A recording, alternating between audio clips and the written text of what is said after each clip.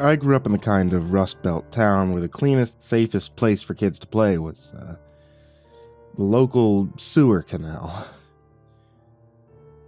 My friends Brett, Holly, Eli, and I met there almost every day during summer vacation. The overhanging trees, they gave us shade and hid us from the adults. It was like our own secret hangout spot.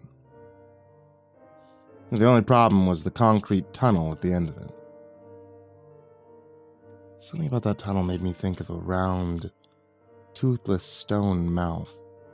Freakishly oversized insects that we'd never seen before buzzed in the humid breeze that blew out of that darkness. And it wasn't long before we started daring each other to crawl inside. Eli was the first to stick his head in, but he didn't dare go any further. Holly, though, did.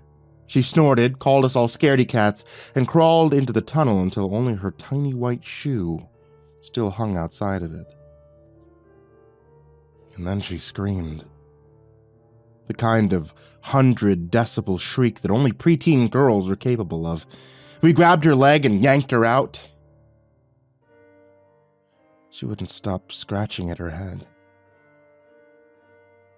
According to Holly, a spider as big as her hand had scurried through her hair.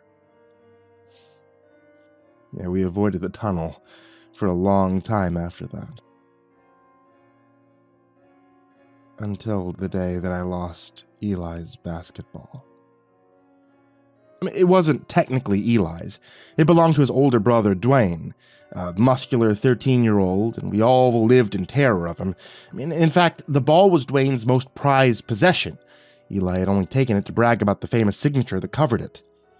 But like the dumb kids we were, we couldn't resist throwing it around. I faked a pass to Brett, but tossed it to Eli instead. I didn't realize he was standing in front of the tunnel. Dwayne's prized ball slipped right through Eli's fingers and disappeared into the darkness. One look at Eli's terrified face was all I needed to imagine the beating that Dwayne would give us. No one was saying it, but I knew what I had to do. I took a deep breath, got down on my hands and knees, and crawled into the tunnel. The legs of a flying insect brushed against my ear, trying to climb inside. I cried out, smacked the side of my head, and nearly slipped in the slime beneath my legs. Something more than the bugs and muck was bothering me. And the tunnel was flat. How could the ball have rolled so far? Unless something had carried it. My friends were cheering me on, but their voices sounded very far away. I shuddered and kept moving. After what felt like forever, I saw lights up ahead. It streamed down through a grate overhead into a small concrete chamber. Dwayne's basketball rolled through it and into the gloom beyond. I had just stepped into the light when I heard it bounce. "Looking for this?" a voice asked from the shadows. Every instinct told me to scream and run, but I didn't. "Who's there?" I asked. "Do you want your ball back?" the voice teased. "Or not?" I couldn't tell if the speaker was male or female, old or young. The darkness hid them completely. "Of course I do," I huffed. "Then how about a trade? You get what you want, and I get something of yours." "Like what?" "Bounce. Bounce. I'll tell you when the time is right. Not now." It was only a basketball, I told myself. I mean, how big of a trade could it be? "Okay, fine. Give me the ball." Just like that, my trade came bouncing out of the shadows. "It's been a pleasure. If you'd ever like to trade for anything else, you know where to find me." I gulped and backed away, my throat dry. I didn't want to turn my back to whatever was lurking in the shadows, but I didn't have a choice. I looked up and turned around. Two backlit child-sized figures were staring down into the grate. I scrambled out of the horrible tunnel as quickly as I could. "You found it! Eli's cheer died in his throat when he saw my face. What's wrong? I opened my mouth, ready to tell him everything. Nothing, I found myself saying. Where's Brett and Holly? They climbed up on top of the grate to spy on you. Eli frowned. Are you sure you're okay?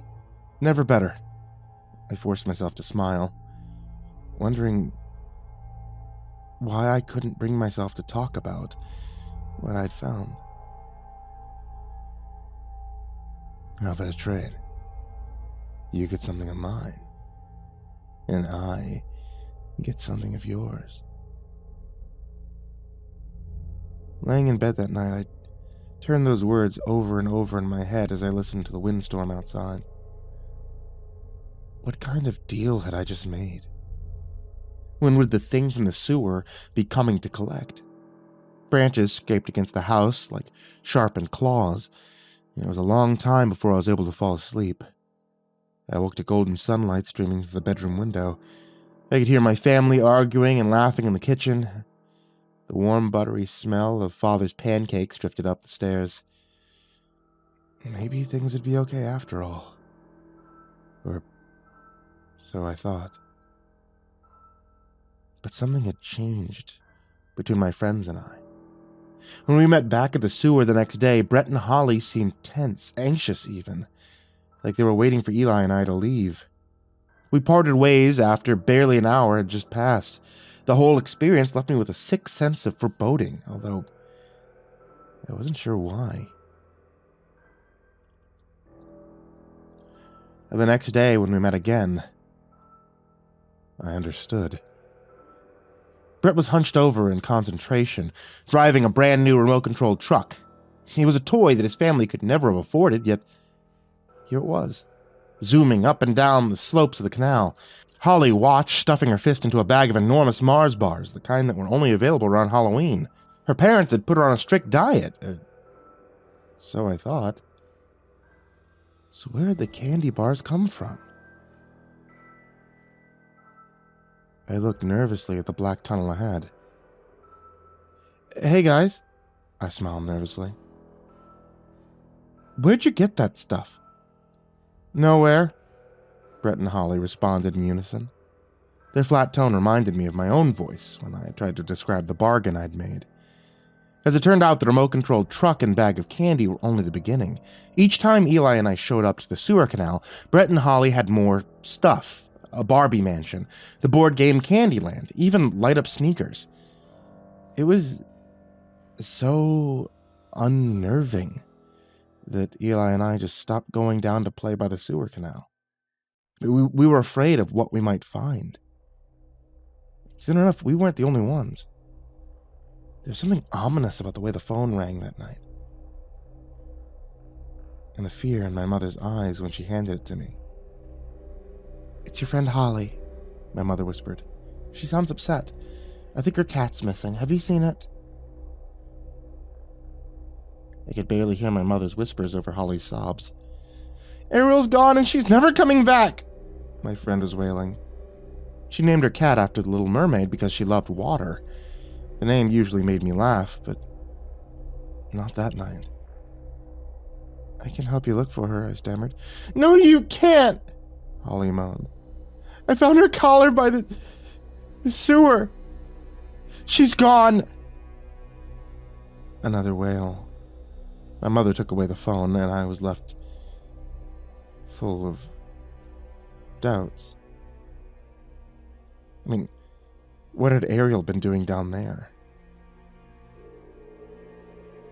The next day, Holly walked sheepishly over to the abandoned lot where Eli and I were kicking a soccer ball into a trash can. Can I play with you guys? What's wrong? Eli sneered. All out of other toys? The can boomed as he scored a goal. I'm not going down there anymore, Holly muttered. First, it was just my stuff that went missing, like my swimsuit, my house keys, but now that Ariel's gone. Holly couldn't say it, but I knew what she meant. She was scared of what might disappear next. For a long time, however, it seemed like nothing did. Brett, Holly, Eli, and we grew up. I forgot about dark sewer canals and abandoned lots and instead spent more and more time inside on my computer. Eli went from a scrawny, scared kid to the star of our high school soccer team. Holly grew into a clever, beautiful bookworm. Writing fantasy stories and fan fictions was her way of dealing with the terrible secret that we all shared. Brett never left that secret behind. Of the four of us, he was the only one who continued to visit the sewer canal on a regular basis. As a result, he seemed to get everything he wanted. But he lost his friends. By our freshman year, Brett was looking at Holly in a strange way. It had been years since we'd last spoken, but he finally built up the courage to cross the lunchroom and talk to her. Holly, he stammered. I know we haven't hung out in a while, but I really like you, and I thought that maybe... Brett trailed off.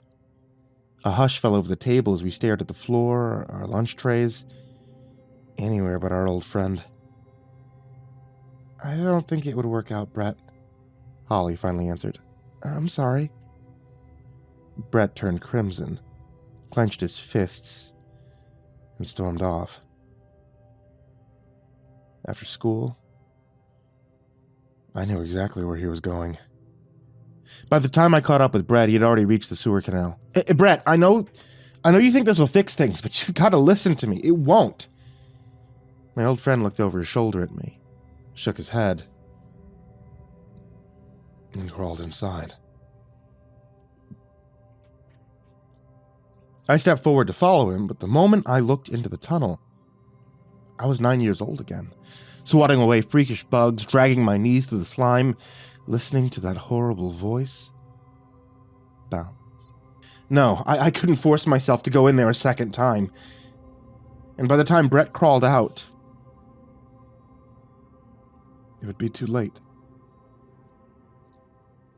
I stuffed my hands into my pockets and trudged home in the autumn twilight, feeling much older than I ever had before.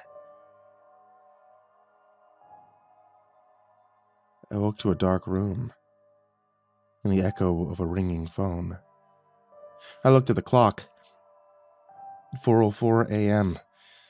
Full of foreboding. I sprinted to the kitchen and answered it before my family could wake up. Oh, God, Brett whispered.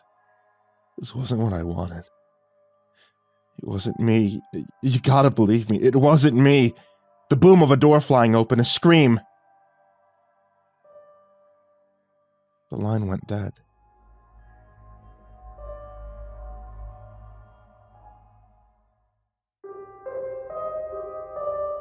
I knew it had happened long before the trial.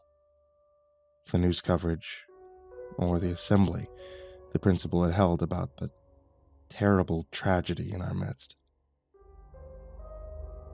And when Brett claimed he hadn't been the one to slit Holly's throat and place her naked corpse in his bed that night,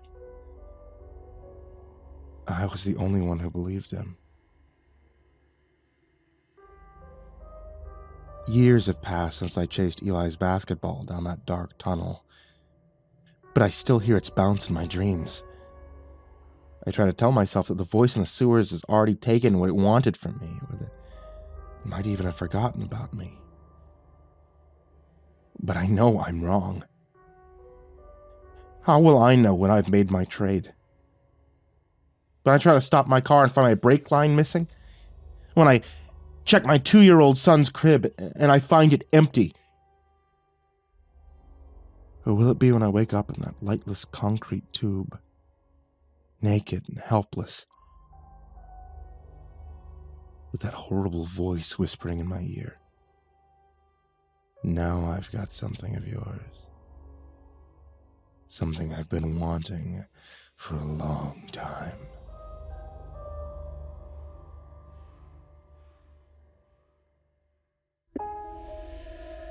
My son's imaginary friend had legs that bent the wrong way, like the crooked legs of a bird. He said every time his imaginary friend walked, the bones would poke out through the skin, yet he was able to move at inhumanly fast speeds, like a character in a video that had been played in fast forward. My son had named this creepy friend Mr. Grimm.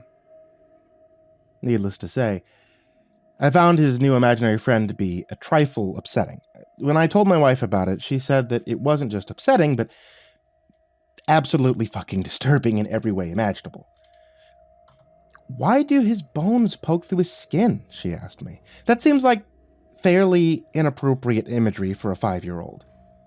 Maybe it's some subconscious projection for some accident victim he saw on TV, I said thoughtfully. She rolled her eyes at this. I don't think they show dead car crash victims with their bones sticking out of their skin on Nickelodeon, she said sarcastically.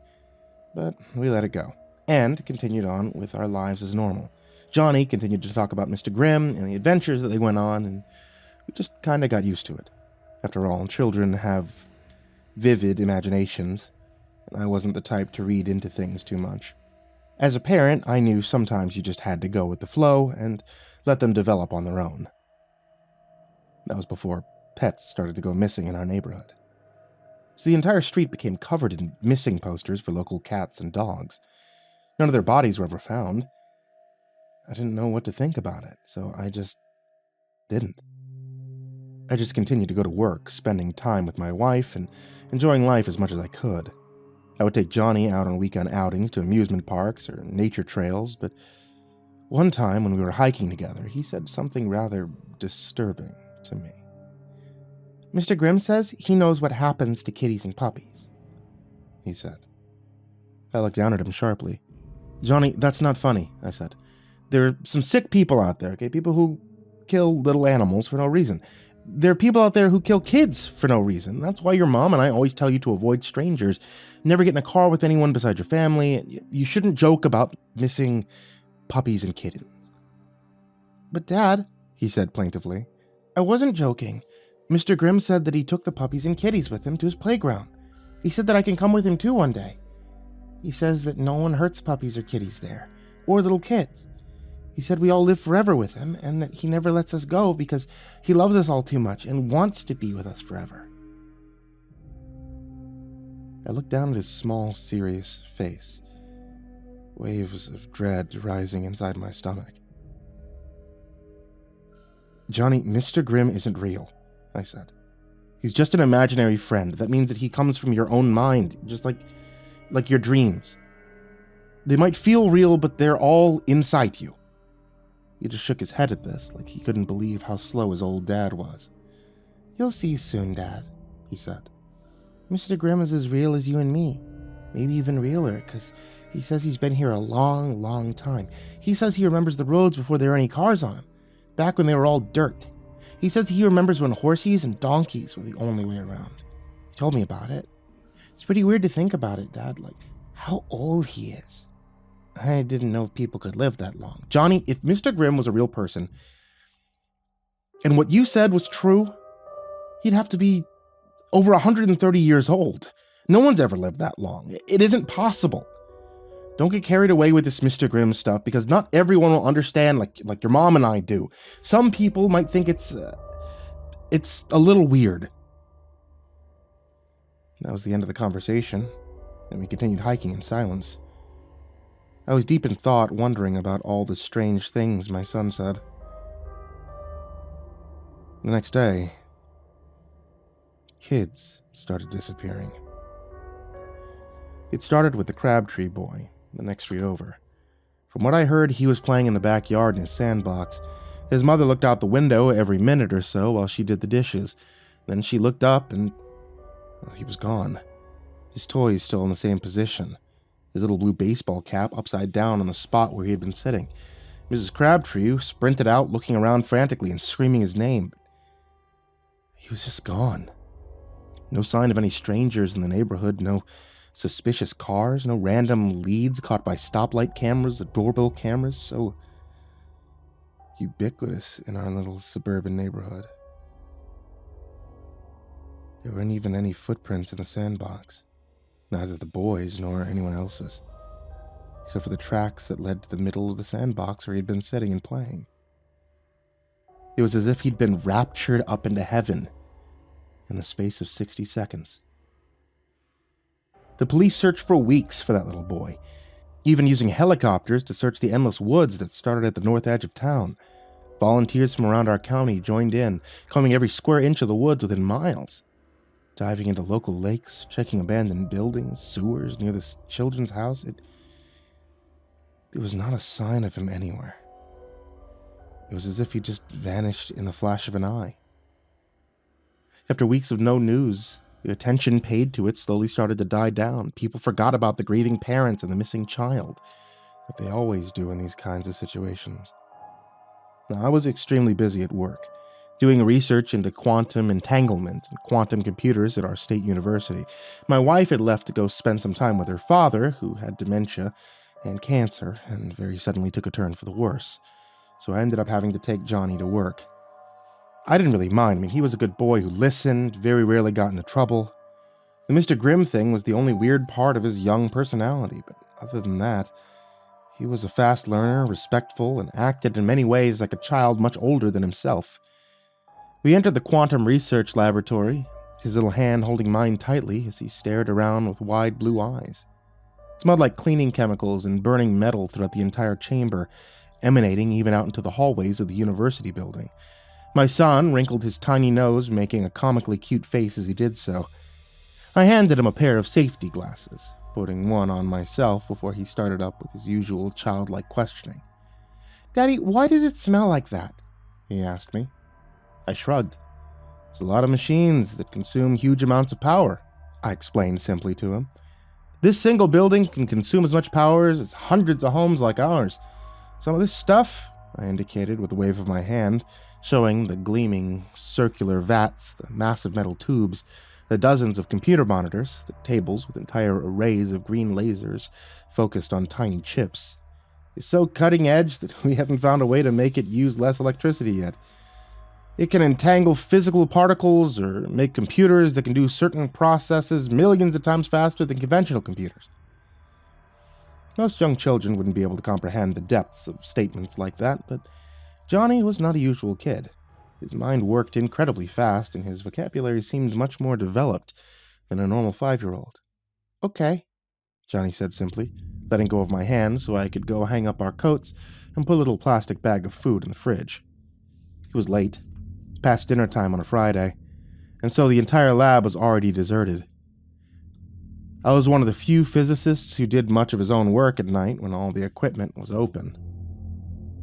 And I had the entire building to myself. On nights like this, I could play classical music on its highest volume and just be myself. I started playing an MP3 of Shostakovich on one of the many monitors around the lab, then began to move around and switch all the equipment on. My son sat in the corner using colored pencils to draw while I worked. Tonight, I was going to use AI to increase quantum entanglement from just a few particles to a small diamond. Having turned all the machines and monitoring equipment on, I activated the processor and watched the lasers move in unison on the nearby laboratory table. Now pointing at the diamond I had set in the middle of the setup. Johnny looked up as the computers all grew louder. I motioned for him to come close to show him the most interesting part of the entire experiment. A humming, vibrating noise began to spread throughout the floor as the argon lasers became too bright to look at. I put an arm around Johnny, reassuring him. Suddenly, something began to go terribly wrong. The humming vibrations, which had been wave-like and measured, now began to come in chaotic pulsing waves, knocking equipment off the tables. The argon lasers began to falter and move out of position, burning holes in the tables and walls. An enormous crash of rendering metal and glass came from behind me, and I quickly jumped on Johnny, tackling him to the floor and protecting him with my own body until it would be all over. As another computer station fell over, sending shards of glass flying that sliced into my left arm, leaving large droplets of blood on the floor next to us, the power finally went out. And we were submerged in blackness. All I could hear now was Johnny's heavy breathing mixing with my own.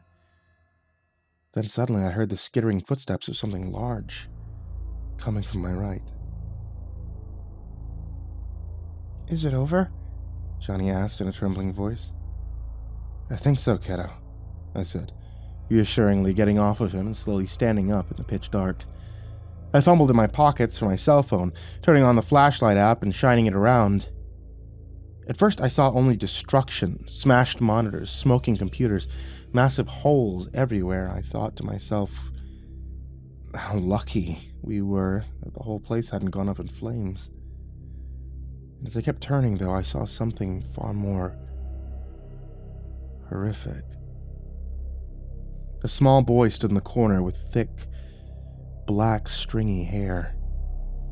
His skin looked drained of blood, white as a vampire's, and blood constantly bubbled out of his mouth, sliding down his chin in red streaks. He wore the ragged remains of what must have been a plaid shirt and jean shorts, but they were so bloody and torn that it was impossible to tell. His bare legs were bent the wrong way, and he started to walk towards me slowly like a bird, his knees bending backwards. A bone stuck out through his shins, calves, and thighs, and as he walked, a nauseating cracking sound echoed around the room, like bones loudly crushing and breaking against one another. "Hiya there," he said in deep, gurgling speech. "My name, as you surely know, is Mr. Grimm. I am a friend of your son's, and I hope soon a friend of yours." I stood there, speechless, shining my light on this abomination. He bowed slightly and waved his thin, bony arm around the room. "Sorry for the destruction, but I had to take any means to materialize, and the massive amounts of energy in this room were able to give me the physical form I needed. I couldn't keep on as some minor poltergeist." He laughed at this, spraying tiny droplets of blood on the floor in front of him as he did so. I didn't see the humor in it. "Look," I said, putting my hands up as if I were dealing with a rabid dog. "I'm sorry for any misunderstanding, but you need to go back where you came from. This is not okay. My son and I, we can't have what was he exactly? The monster? A demon?" Mr. Grimm waved away my objections with a flick of his hand. "This is not up to you, Jack," he said congenially. "You cannot send me back. If you try to stop me, I'll kill your son in front of you. And then I'll kill you too." My son's little hand tightened on me. I felt him trembling behind me. "Daddy, I'm scared," he whispered to me in a low voice. "I want to go home." "I know, Johnny," I said quietly. "I do too." But what could I do? I had no gun. I wasn't sure if this thing could even be killed anyway. At that moment, the backup generators kicked on and the laboratory was filled with glowing red emergency lights. "All right," I said, reaching a decision. "My son and I are leaving. Don't follow us." I decided to call 911 and let the professionals deal with this. Maybe they could call in the National Guard, I thought with a small smile. They could fill this thing full of enough full-auto weapon fire to leave him looking like Swiss cheese. "All right," Mr. Grimm said congenially. "I am sorry, but I need your son." He smiled at me, an eerie ear-to-ear grin that showed all of his bloody teeth and the countless sores on the blackened gums. "I used a lot of energy materializing, and I need food. I'll let you live, however. Jack." His smile widened, as if he were offering me some kind of present. "Just leave the boy, get in your car, and drive home, and you can live a full life." As he spoke, I got an idea. We were much closer to the door than Mr. Grimm. I quickly dropped my phone in my pocket, picked up a large computer, and hurled it at Mr. Grimm's broken legs. I heard a demonic cry of pain, his voice sounding like dozens of voices crying at once in a disharmonized shriek. Ignoring it, I picked up Johnny and ran outside the lab. The door had a number pad on it. I pressed the top button and began to rotate the thumb turn away from the hinges, locking the thick wooden door just as something heavy crashed into it from the other side. The knob turned furiously, but it wouldn't budge without the correct numerical code. Okay, that should buy us some time, I said quickly, grabbing Johnny's hand and running through the blood-red emergency lights. The laboratory began erupting in a cacophony of breaking equipment as I called 911, informing them of an intruder and telling them the man was likely armed and dangerous. Then I got Johnny to my car and we sped out of there. My adrenaline still high, my heart beating hard in my chest. The police ended up finding the laboratory destroyed, but empty. As the days went on, I wondered if the entire thing was some sort of shared delusion. But then, kids started disappearing from our town and the surrounding towns at an alarming rate. I bought a gun for protection, and my neighbors and I began to do a local neighborhood watch. One time while I was out patrolling in the middle of the night, I saw the thing again. Mr. Grimm. I could tell it was him instantly from the way he walked, the crunching of shattered bones and the inhuman speed at which he disappeared into the backyard of a nearby house. I followed him quietly, checking that the safety on my gun was off. I saw a child exiting the back door of his house as Mr. Grimm crept in the bushes. The child looked hypnotized, his eyes blank. Mr. Grimm waved his hand and clicked his tongue, and a small spark of light in the middle of the backyard expanded to show a massive, brightly colored playground. Even though it was night here, on the playground it was daytime. I saw countless kids in it. Some of them were hung in nooses by their necks from the monkey bars. Others were buried alive up to their heads in the sandbox. He had even crucified some on wooden beams on the playset, nailing their hands and feet together as rivulets of blood dripped into the sandbox below. They all had their mouths opened in a shared and silent scream as the hypnotized child walked quietly towards the vision. "No! Stop!" I said, raising my gun to point directly at Mr. Grimm's head. He snarled like a rabid dog at me, beginning to run at me with a superhuman speed, his bent legs snapping and popping, and I fired. His head exploded in a shower of black, rotted flesh and maggots, the smell of decomposing meat filling the air. Behind him, the vision slowly closed back into a pinprick of light and then went out entirely. I called the police, telling them the truth, keeping an eye on the strange, demonic body of Mr. Grimm as I did so. It wasn't the police that ended up showing up, but some secretive federal agency that quickly took possession of the body and swore me to secrecy, giving me a check for $100,000 in exchange for signing an NDA that stated I would never tell anyone about the supernatural events that occurred in the last few weeks. I gladly took the check and signed the document. After all, who would believe me?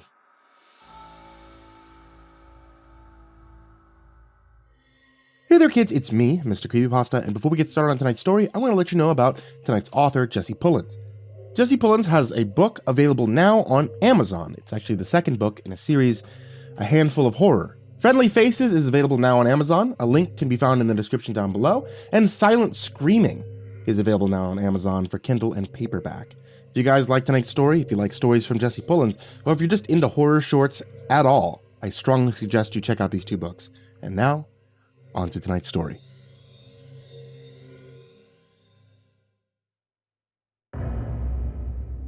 The wall of sand was intimidating before me. I put my car in park and returned my hands to the wheel, my gut twisting at the thought of getting out. The sands of Mount Baldy had changed drastically since the last time I had been there. The notorious hill was roped off and denied human entrance, with markers directing a new path to the beach on the other side. The bittersweet memory that played in my head didn't match what lay before me, and I couldn't help but take it as a sign. Just get this done. Get on your way. Last Band-Aid. My mental coaching didn't make me feel any less sick to my stomach. I looked in the back seat at the neat stack of luggage as I tried to pull myself together. A new life packed into 3 suitcases. I was so close now. This was my last stop before the airport. Why did it have to be the hardest one? I looked back at the sand, the steep wall so smooth it looked like glass. The bittersweet memory returned. long-lost echoes of a nice kiss, and laughter playing over in my head like a recording, the whispering of a perfect moment in time fading before I felt the hooks of the pain that followed. I shut it out, holding on the hope that when I pulled away from here, the memory would get buried in the sand. I grabbed my phone from the passenger seat and unlocked it. The screen filled with my reason for being here. The text that bailed me properly, just as well as it intended to.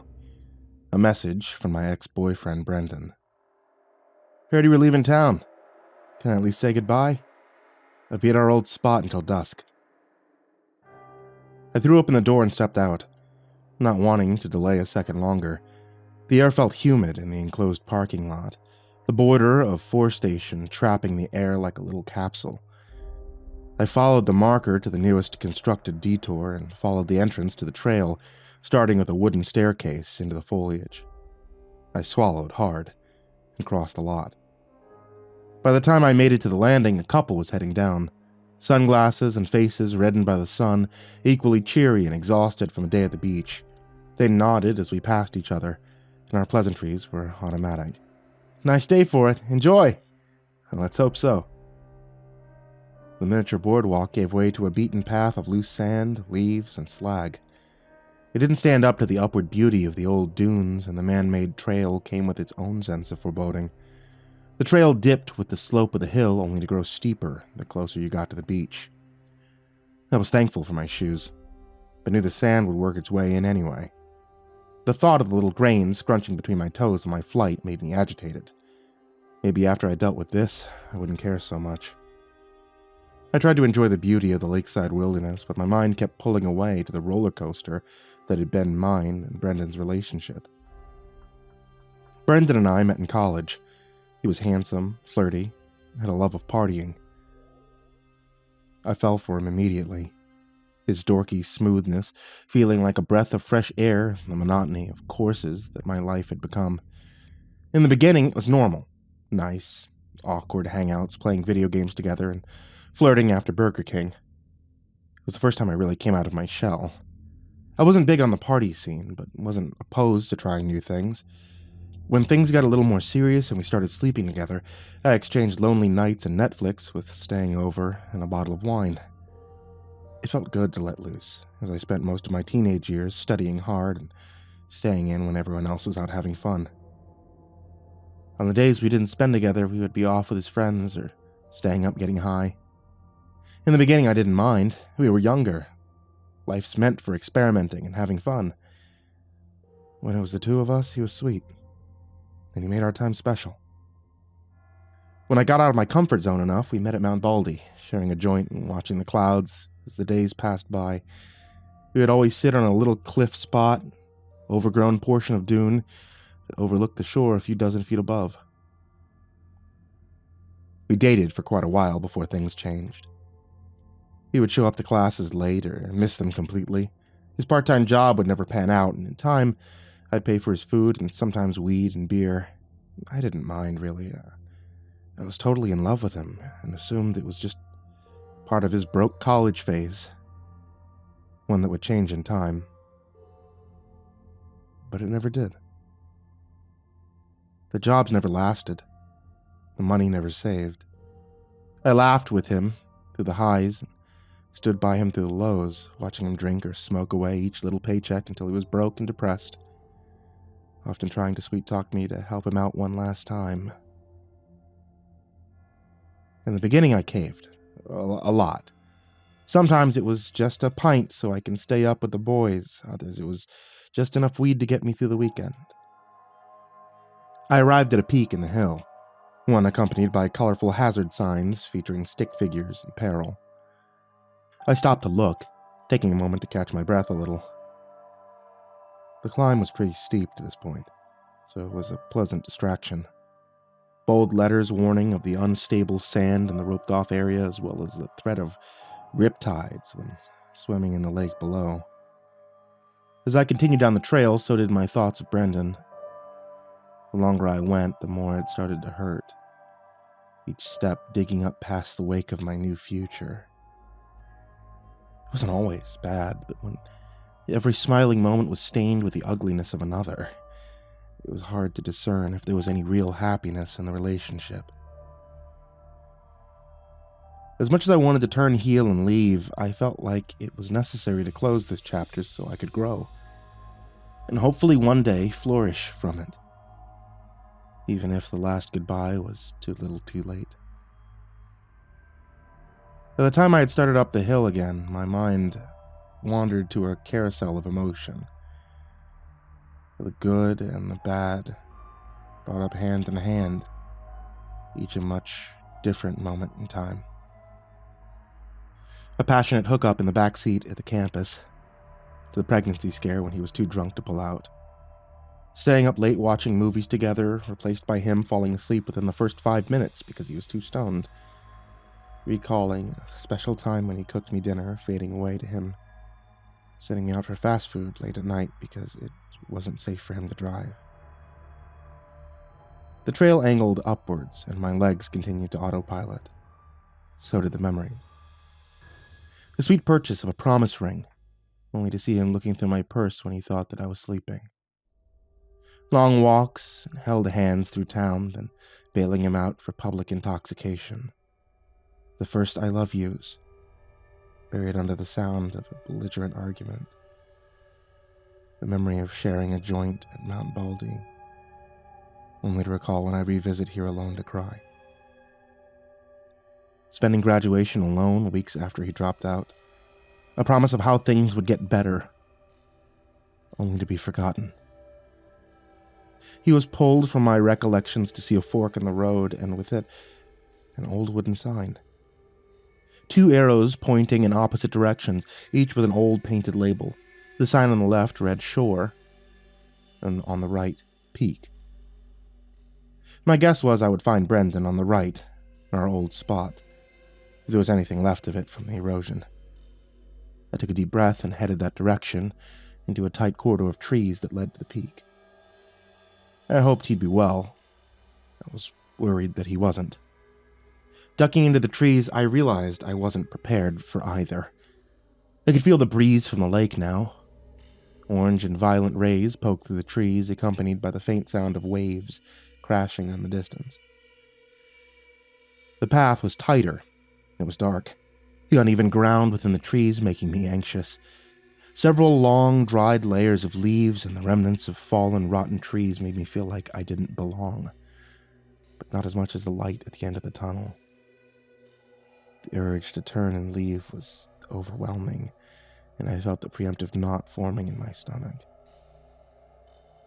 I tried to relax and breathe, and assure myself that it would be all right. By the time I made it to the peak, I realized I hadn't been breathing at all. Brendan was waiting at the cliff, sitting on the edge quietly as he watched the water below. He seemed to sense my arrival, looking in my direction just as I emerged from the trees. His face lit up for a moment, a split second of hope, before the reminder of why I had come out. His eyes were hollow, his face slack. A glimmer of a smile tried to shine through, but I could tell it was forced. "Brendan," I said, and he got up from the ledge, sand crumbling away and trickling down to the shore below. "Faye, you made it," he said quietly, brushing himself off. He looked nervous and looked around awkwardly as he approached. "Yeah," I said, looking solemnly at the water. I followed its smooth rhythm from the horizon to the shore, watching it get choppier as it reached the sand. It was a beautiful view and would have been a nice evening if it were any other day. He approached and looked like he was going to offer a hug and decided against it. "Thanks for coming," he said, fidgeting a little before gesturing to me. "You look good." I felt a tinge of sadness as I looked at him. Baggy clothes, torn shoes, his hair and face untrimmed, same as he looked when I left, although he had lost some weight. He looked tired. "You look good too. How have you been? How are things?" I said, wishing I had something better to say. He shrugged, fidgeting again. He looked at the water nervously before looking at his feet. Same old, you know. One day at a time. He paused to nudge the sand with his shoe before adding, Not as good as you, though, I bet. My eyes wanted to well up, but I pushed it off. Is that how you wanted to do this? Make this my fault? I asked plainly, standing my ground. No. It's not what you think. Look, I just wanted to say I'm sorry is all. That's it. I'm sorry. Brendan put his hands up in defense, something I'd seen him do 100 times. It felt like it was different this time, but it always felt like that. His eyes were puffy like he'd been crying, and there was something off about his demeanor. He looked rushed, agitated. A cool breeze blew from the lake, and the waves tossed on the shore below. I focused on it and took a deep breath, trying to shrug off the emotion rising within. Brendan fidgeted more, his eyes settling on the ground. What's going on, Brendan? I asked, rubbing my temples. I could feel a faint ringing in my ears, what I assumed was the start of a tension headache. Nothing. It's just... I heard you were leaving. I've been thinking about you a lot, and all the good times we had, the things I'll miss when you're gone. I wanted to tell you I'm sorry for everything. I know I haven't been good to you, and you have every right to move on. I get that. It hurts, you know? Knowing you'll be gone. Brendan sniffled, fighting back another round of tears. I sighed. The words were familiar, a rehash of a plea from the past. We'd been here before, but no matter how the presentation went, the outcome was the same. Brendan, I can't live without you. His statement hung in the air, the dead weight of them blocking out the sounds of the lake. I tried to look into his eyes, but he seemed unable to look at me. That's what this is about? One last attempt to keep me in. I'm done, Brendan. You know that. Is that why you called me out here? I'm leaving the country. I know, he protested. I have a flight in an hour. I can't... You think I'd just drop everything and give you one more chance? After all this time? No. Then why am I here? I just... Brendan sighed, looking at the lake once more. I wanted to talk, that's all. I wanted to say goodbye. Have you been drinking? I blurted out before I could stop myself. Brendan took it like a silent slap, a single tear running down his cheek. No. I'm clear. I've never been this clear. I didn't know what to say. The water started getting choppier, the waves slapping into the shore more aggressively. There were no words I could say to make this better, no way to smooth it over. After a moment of silence, Brendan shuffled over to the spot that he was sitting and sat back down. I looked at the corridor of trees. My exit. Brendan started to cry, holding his face in his hands. The sound still wounded me. I checked the time on my phone. I still had a little bit. I sighed and sat next to him. After a while, he spoke again. You remember when we used to sit out here? Just us, watching the waves? He said quietly. The memory of us smoking together, and me bawling alone. Yeah. Brendan sniffled and wiped his eyes, and together we watched the lake. I watched the slow rear back of the next wave and listened to the collective whoosh as it prepared to hit the shore. Underneath the peace of it all, it felt angry. He said nothing for a time, collecting himself. I could tell he wanted to say more, so I waited. There's been this pain inside of me for a long time now. I don't know how to get rid of it. It didn't start when you left. It's been there. And I've been trying to ignore it, trying to dull it. Nothing seems to work. Ever since you left, I just can't take it anymore. It's too much. It's gnawing at me every day. As I listened, my eyes drifted to the lake. A strange, pale shape drawing me in that poked through the water. A slow, bulbous birth that rose unnaturally through the water's surface. The ringing noise was starting to get stronger, like it was echoing over the waves. Brendan, I can't do it. Everything in the world, the weight of it all, I don't have it in me. I'm just tired. Too tired. The weight's too heavy. I don't think I can do it without you. What are you saying? I asked, half looking at him and half looking at the water. The more I looked at the shape, the more it looked like a face. Were you ever happy? With me, he said, and I looked at him. His lips were quivering, tears streaming down both cheeks. I reached out and touched his shoulder, and it only made it worse. You know, I was happy for a lot of it, but you couldn't. I couldn't. In the distance, the shape continued to rise. The pale, scarred face of a head gave way to a neck, and with it, shoulders. Do you see that? Is there someone... Brendan looked at it and paid it no mind, like it wasn't there. The pain has to end. I can't take it. Especially if you're not with me. I'll sink. I can't do it. Buried under the weight of it all, the pain is too much. Through the water, a torso followed the head. Bloated and white, the skin and muscle tattered. Like it had been beaten by the waves for a long time. The face looked up at us, eyes like two black pearls, most of its lips missing around its mouth, its jaw a tight clamp of exposed teeth. Brendan, what is that? Do you see it? I asked, and he ignored me. Whatever it was almost out of the water. A torso covered in pulpy gashes and little bites.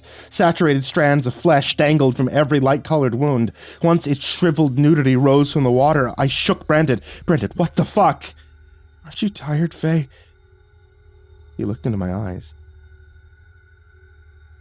His glazed and defeated stare, burrowing deep. He didn't even look at it.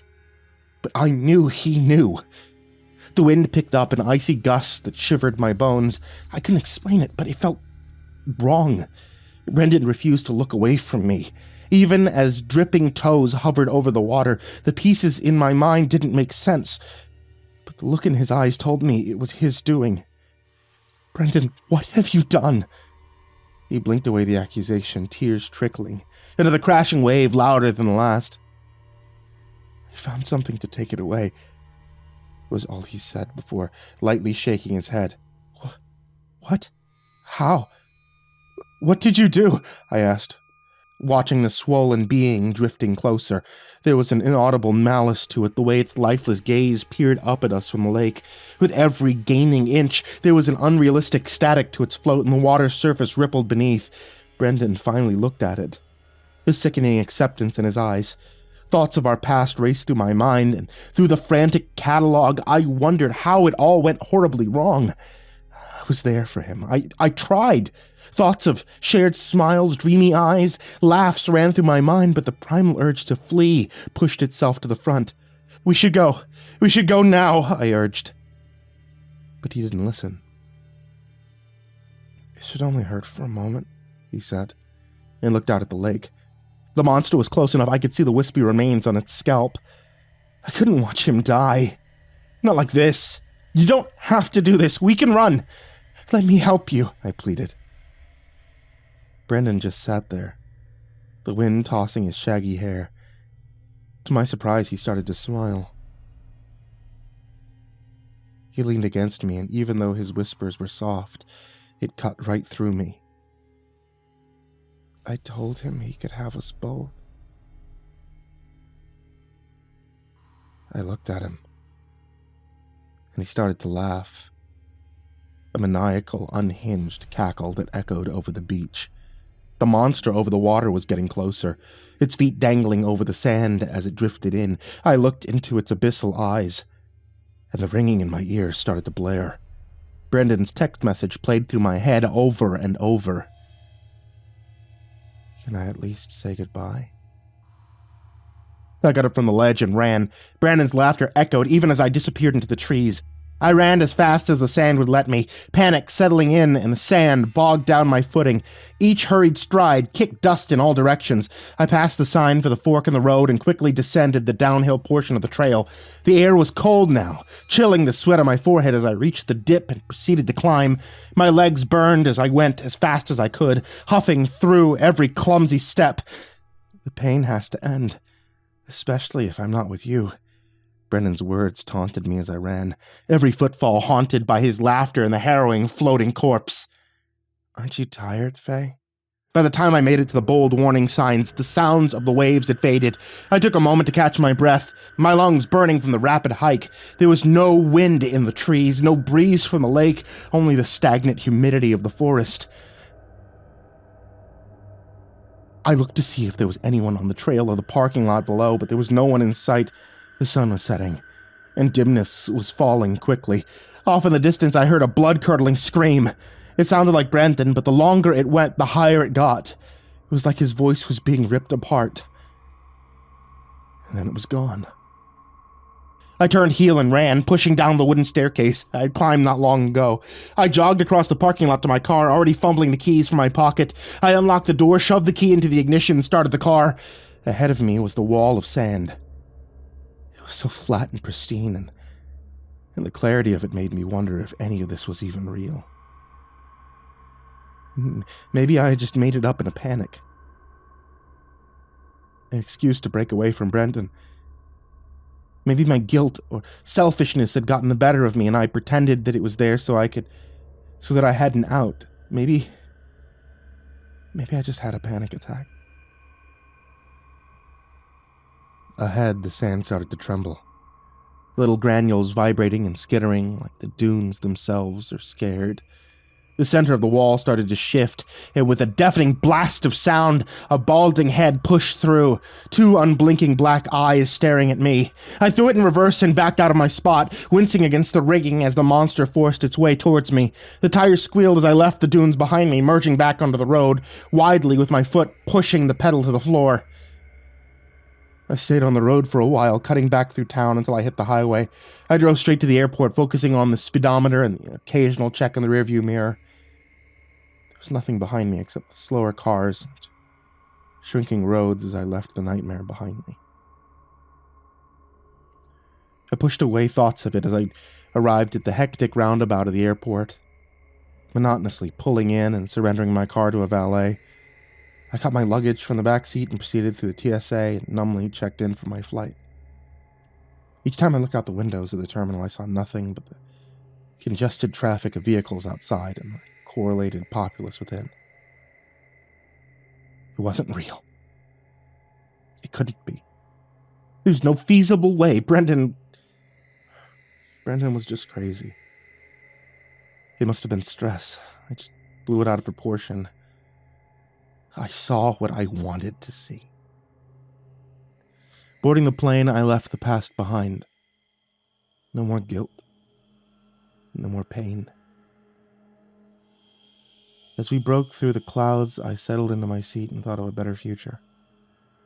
I arrived at the hotel in the middle of the night. The streets were dark and empty, but I embraced the unknown environment and let it wash my old life away.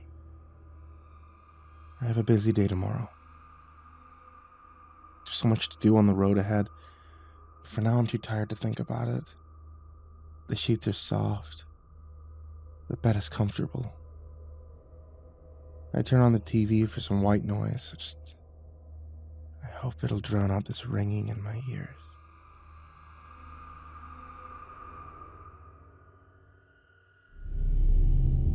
You've probably heard about 1,000 different versions of the story by now, and You've probably raised a few eyebrows skeptically, and you've questioned whether or not any of them are true.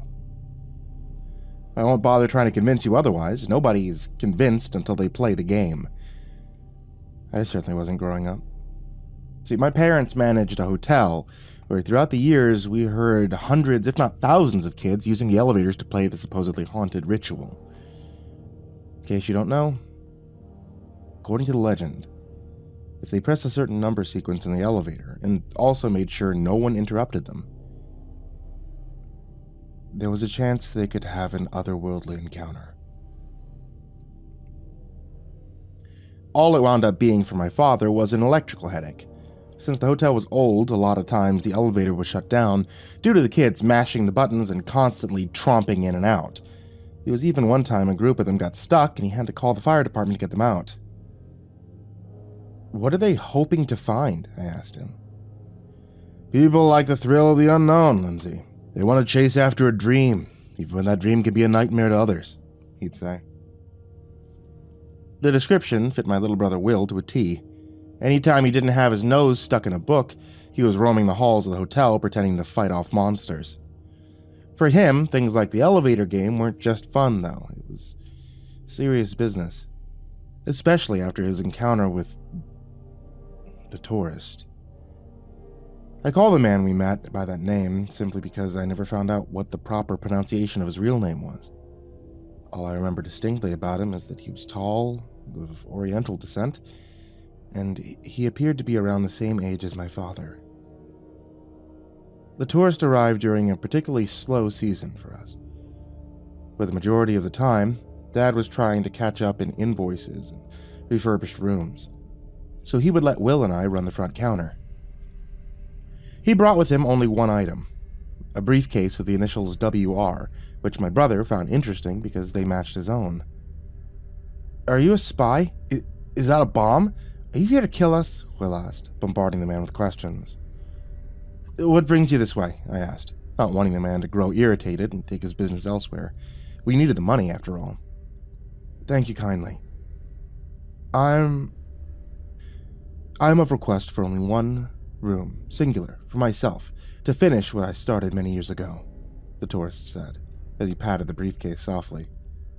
How many nights are you planning to stay? I asked, typing in the information he provided. As many as it takes to finish the game, was his response. That made my brother's ears perk up. Game? Are you here for a competition or something? Will asked. This made the tourist smile, and he patted the briefcase again. This.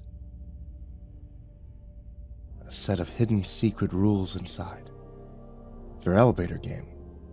Very important. The only way to win. Took a long time to find. And now, I can finish. He remarked. Wow. So you want to find a ghost? I could tell Will was eating up every word the man said, but I had already written him off as a bit of a loony. Good luck, I told him, passing him a room key to a suite on the 10th floor and watching him move to the elevator. He was also walking with a slight limp. Once he was gone, Will started to pester me with questions about the ritual. How was it played? Why did so many people try it? Was it real? It got to the point that I decided to get him out of my hair by attempting the game myself. If I show you that it doesn't work, will you stop bothering me? I asked him with a deep sigh. He nodded eagerly. I rolled my eyes, and after checking to make sure Dad didn't have anything else for us to do, shooed him over towards the elevator. Once inside, for a minute he just stared at the buttons and I sighed, Do you even know the rules? Yeah. I think we start on the 2nd floor, he muttered as he reached out to press it. I snatched his hand away and rolled my eyes. It's the 4th floor. Then we go down to the 2nd. The elevator's doors closed and we began to ride up. When they opened on the 4th floor, I waited a minute for them to close, then pressed the 2nd button. Then 6, then 2, then 10, then 5, then 1. Want to try? I asked him. He giggled excitedly and nervously, and did as instructed. It took a grand total of 15 minutes or so to complete the ritual. Every time the elevator would slowly creak its way up or down the shaft, I held my breath expecting some kind of maintenance failure to occur. Instead, the most exciting thing was that it went to the 10th floor on its own, and Will clutched my leg, thinking that we would find a ghost. But the hallways were empty. See? I told you this game was a waste of time, I said, as I reached for the button to go back down. Wait! Please wait! Hold the elevator! All of us looked towards the closing doors to see the tourist running down the hall towards us. Instinctively, I pressed the hold button. But it didn't work. Instead, they closed, and we began to descend to the bottom floor. I think maybe we should go back up for him, Will asked. I remember the man's face more than anything. He seemed distressed, panicked, fearful. It was unnerving when I thought about it. I didn't like the idea of having to see him again, so I told him dismissively that he would just have to catch the next elevator. Can we play again? He asked nervously. It's late, bud. We have to do homework, I said as an excuse. In reality, I was hoping that he would either forget about it or be too scared to try again, but I underestimated my brother. Especially after what happened with the tourist.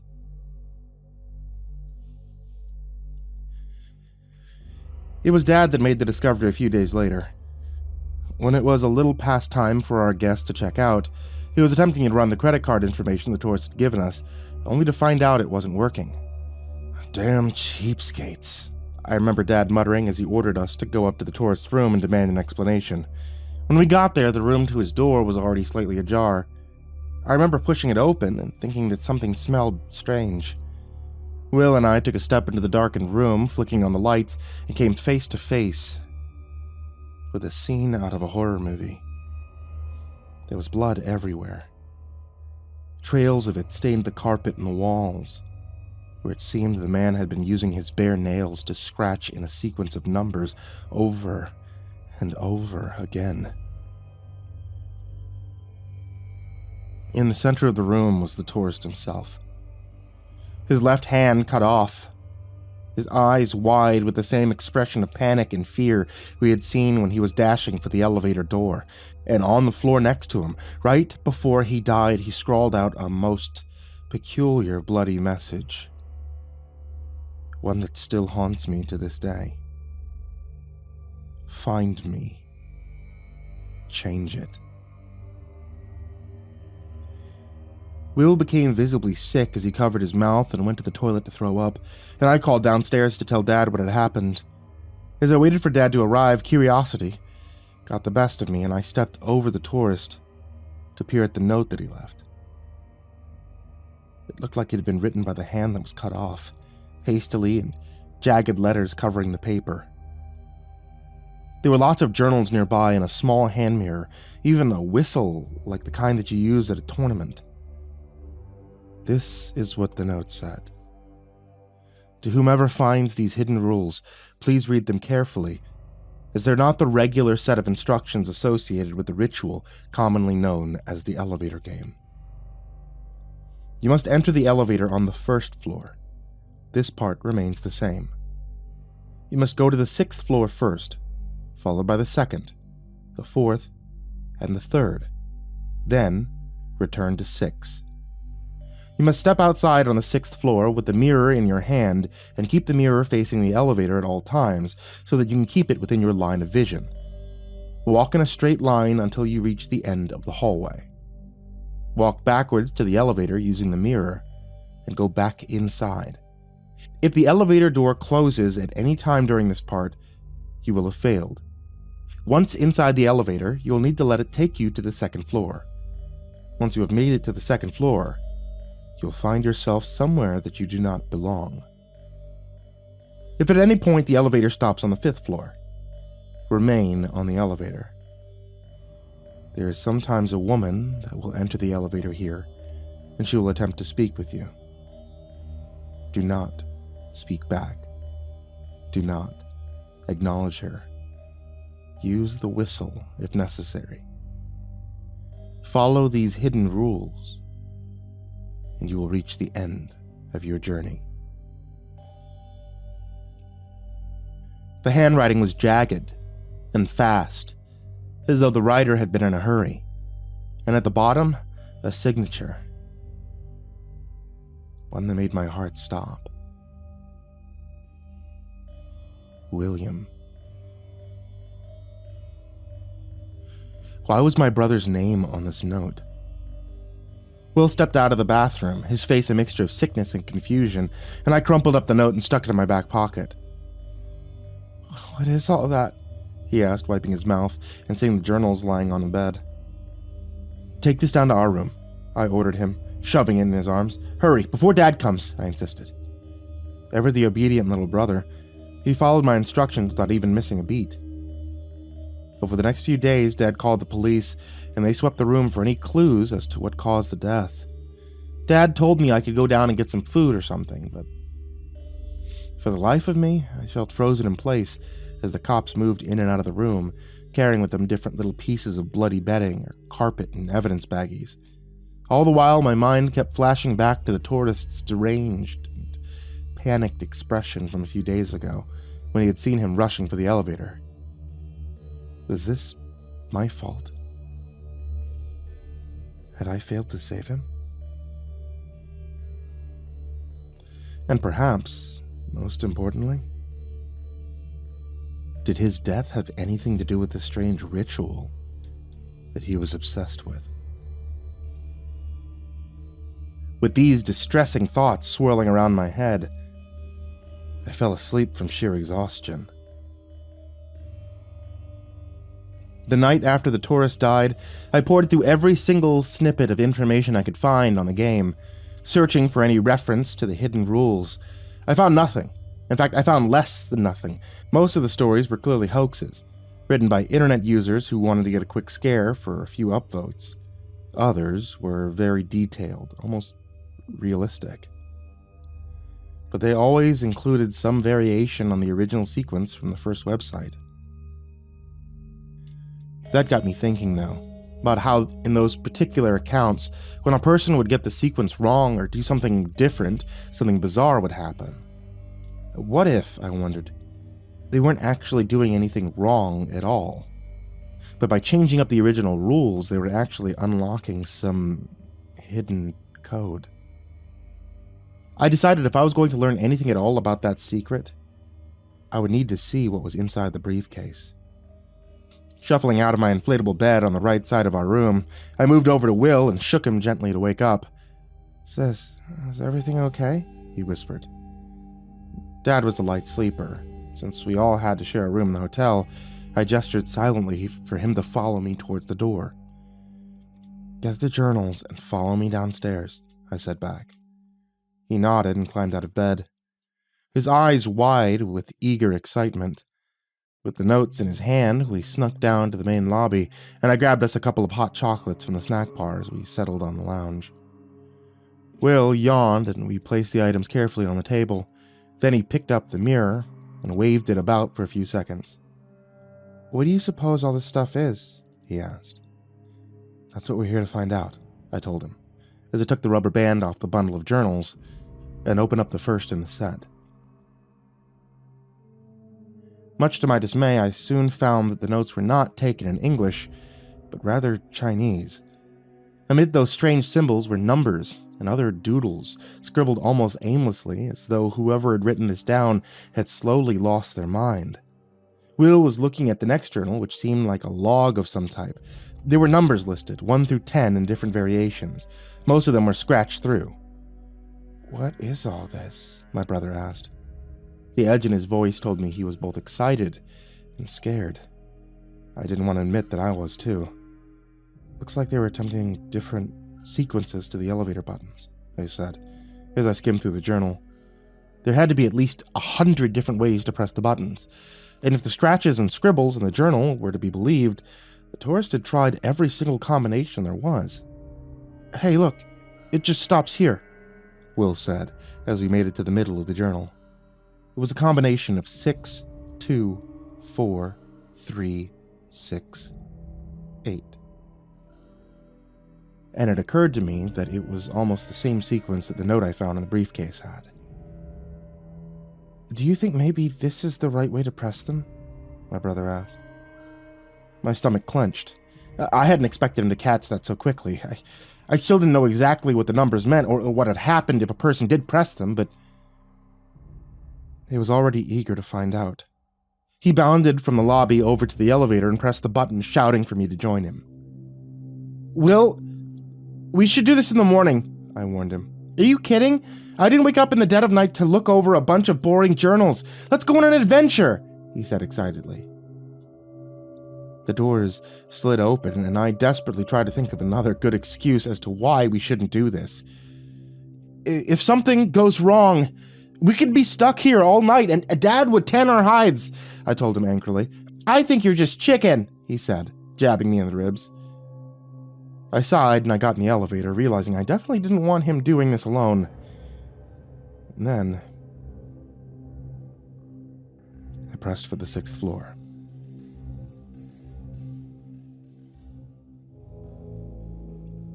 "So we pressed the 2nd floor next, right?" Will asked.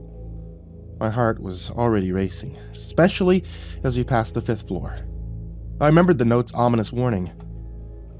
"Listen, Will, you have to promise me something," I said, as the doors opened on the 6th, and we looked out towards the empty halls. "Yeah?" he responded, quickly pressing the button number 2. "If we see someone, just don't say anything, okay? Don't acknowledge them, okay?"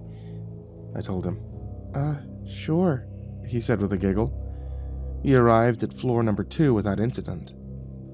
But my nerves were on edge. "I'm serious, Will. We don't know why that man died, okay? I don't want anything to happen to us," I said, as I pressed for the 4th floor and added, "If nothing happens, you have to promise me that you'll forget about this stupid game, deal?" The elevator shook. We went to the 4th floor, and then 3. Now it was time to return to 6, I thought. The elevator paused on the 4th floor. For a minute, I held my breath. The doors opened, but there was no one there. "Isn't this the ghost floor, sis?" Will asked, just about to get off the elevator. "Are you stupid? Stay on here," I ordered him. He laughed again and the doors closed shut. "Jesus, you really are scared, aren't you?" he said as we arrived at the 6th floor for the 2nd time. The doors opened and I looked down the hallway. Nothing. "It's just really late. I don't like this," I told him. He laughed and leaned against the elevator wall. "I think I could do this 100 times if you always made that face," he chuckled. The elevator shook and shimmied, and I sighed. "Okay. Game's over, so can we go to bed now?" I asked.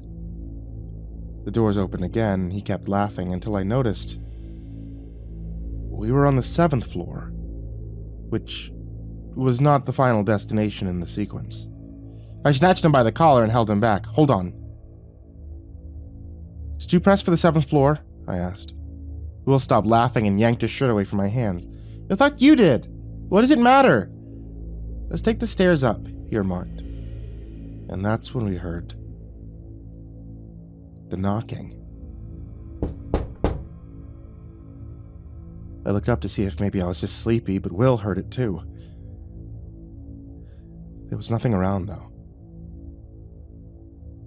"What the heck is that?" Will asked as we walked out on the 7th floor. I kept close to my little brother. Something about this felt very wrong.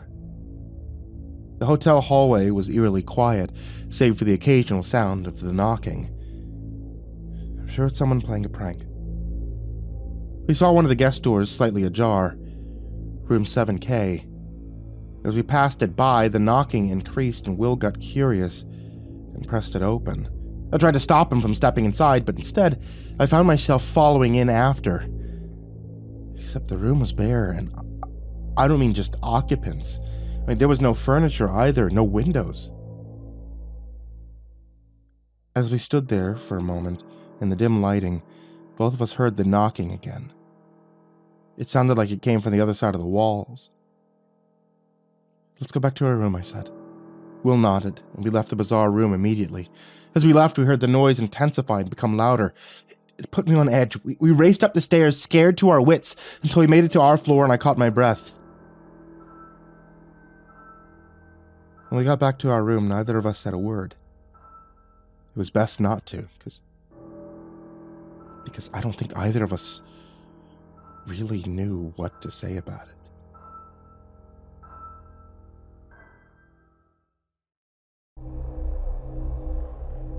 The next few days passed by, and I put the game and tourist out of my mind. I kept the notes under my inflatable bed, perhaps as a memento for the experience, but I had no intention of trying anything connected to the game again. Will seemed to have moved on too, becoming wrapped up in school, but it didn't last. Not long, anyway. It was sometime that same week when Dad needed a little help running the counter that we heard the same knocking again. I froze in place, trying to figure out if my mind was just playing tricks on me. Dad showed up and said someone had checked out, but I was so focused on the knocking. "Don't you hear that?" I whispered. "Well, don't just stand there, go clean the room," Dad told us, ignoring me.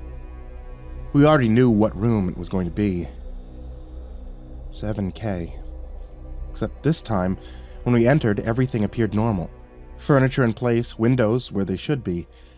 As I vacuumed and Will cleaned the bathroom, though, there was a tension in the air. An unspoken truth that neither of us wanted to confront. Something had happened while we played the elevator game, and neither of us understood what.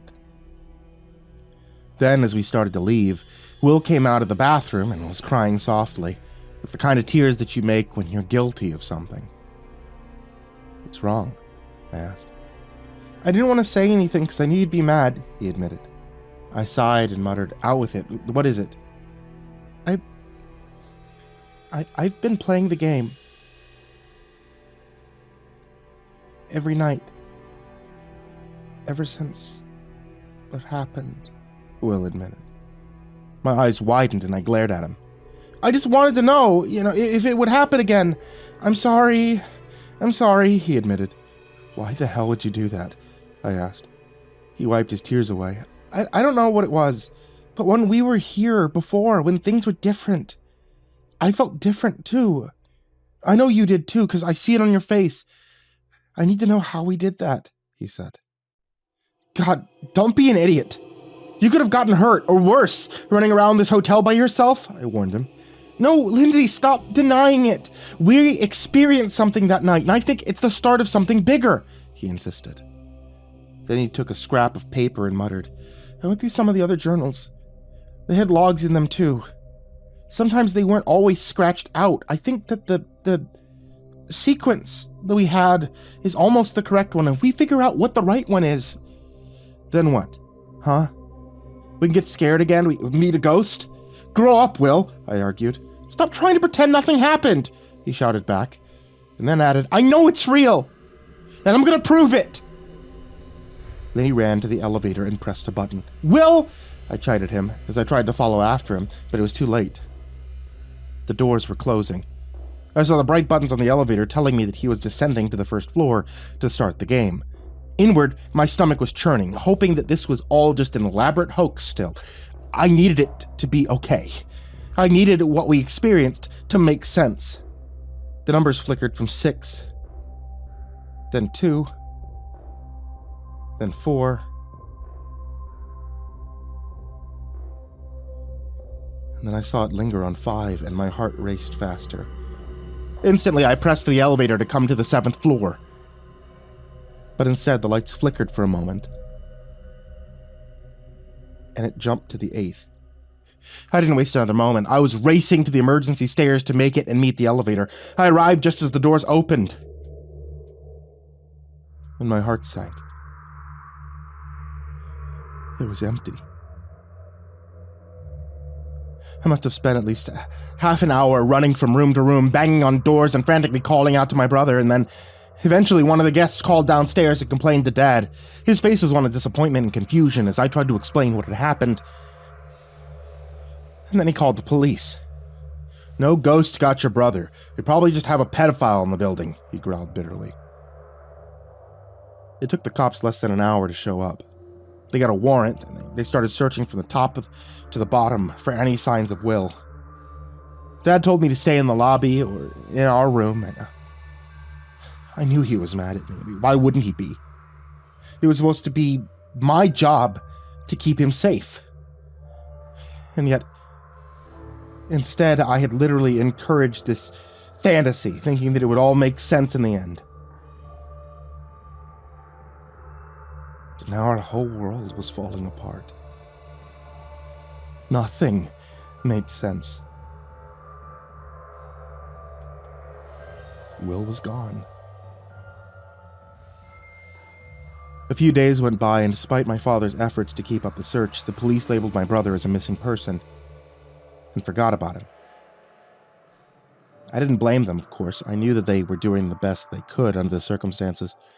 They checked the security feeds, they made sure not a single guest left the hotel within a 48-hour period. Every bag, every room, every nook and cranny had been explored. What else was there to do? I knew the answer, of course. Even if I didn't want to say it, the hidden rules, they lingered in my mind throughout the entire ordeal. Somehow Will had been right. He managed to cross over to wherever, meaning the only way for me to find him would be a crossover too.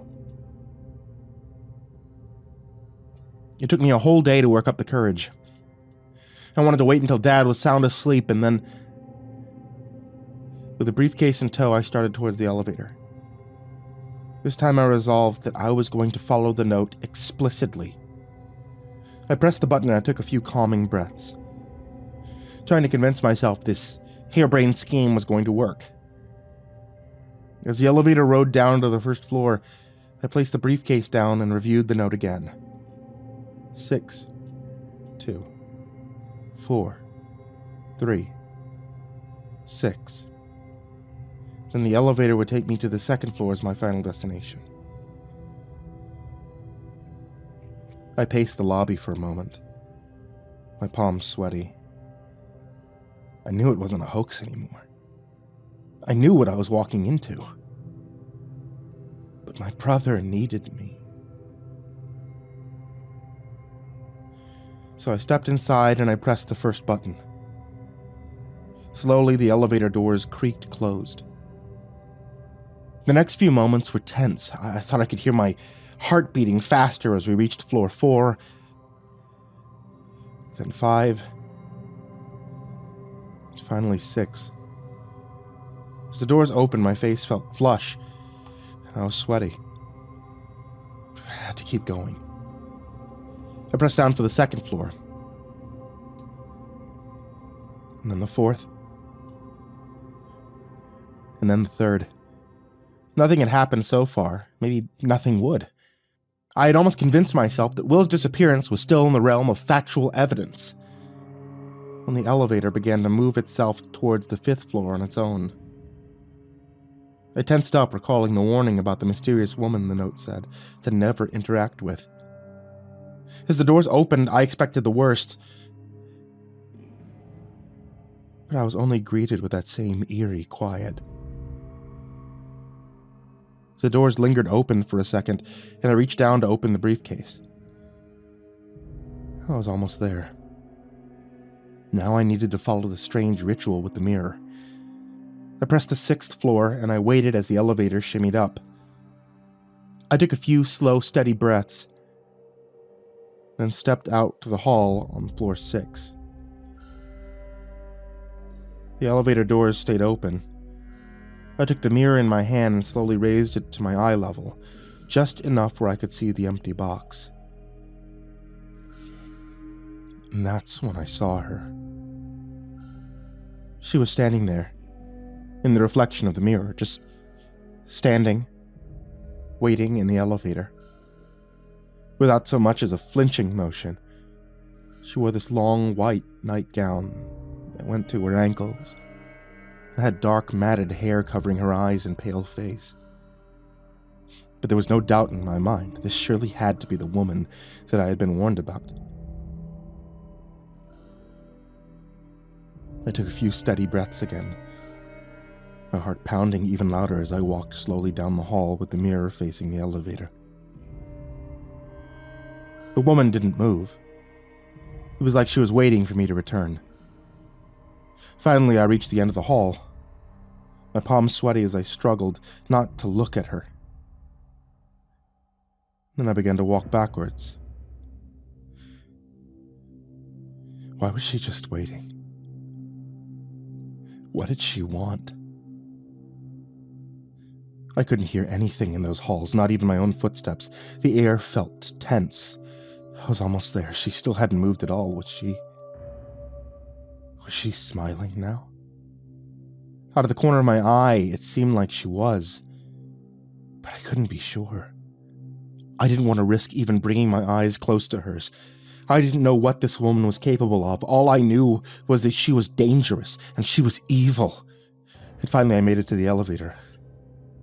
I kept the mirror near to my eyes where I could see that she was standing just behind me at neck level. It was a smirk. I was sure of it. I lowered the mirror down, thinking that maybe this was just a trick of the light. Maybe without the mirror, I would return to the normal world, so I tentatively reached my hand forward to press the next button. Then her pale fingers moved past mine in a flash, and the woman pressed it for me. Our skin nearly touched, and I instantly looked towards the floor, not daring to make a move. The elevator shimmied again as we rode down to floor 5, and the doors opened once more. I got the sense she wanted to leave the elevator, so I scooted to the left and kept my eyes down, watching her bare feet shuffle out of the box. And then, at last, she was gone. The doors closed and I felt a sigh of relief, and I pushed for the second floor. Finally, this ordeal was over, I thought. But I was just getting ahead of myself, sadly. For as the doors opened to the second floor, I found myself immediately put off by the way the floor was set up. There were no doors, you see. Not like the regular setup where they were all in a row. Instead, it was just blank wall, with no indication of a guest room at all. I considered waiting and riding back to the first floor, but Will was somewhere amidst this maze, I realized. So I stepped out, and I began to explore.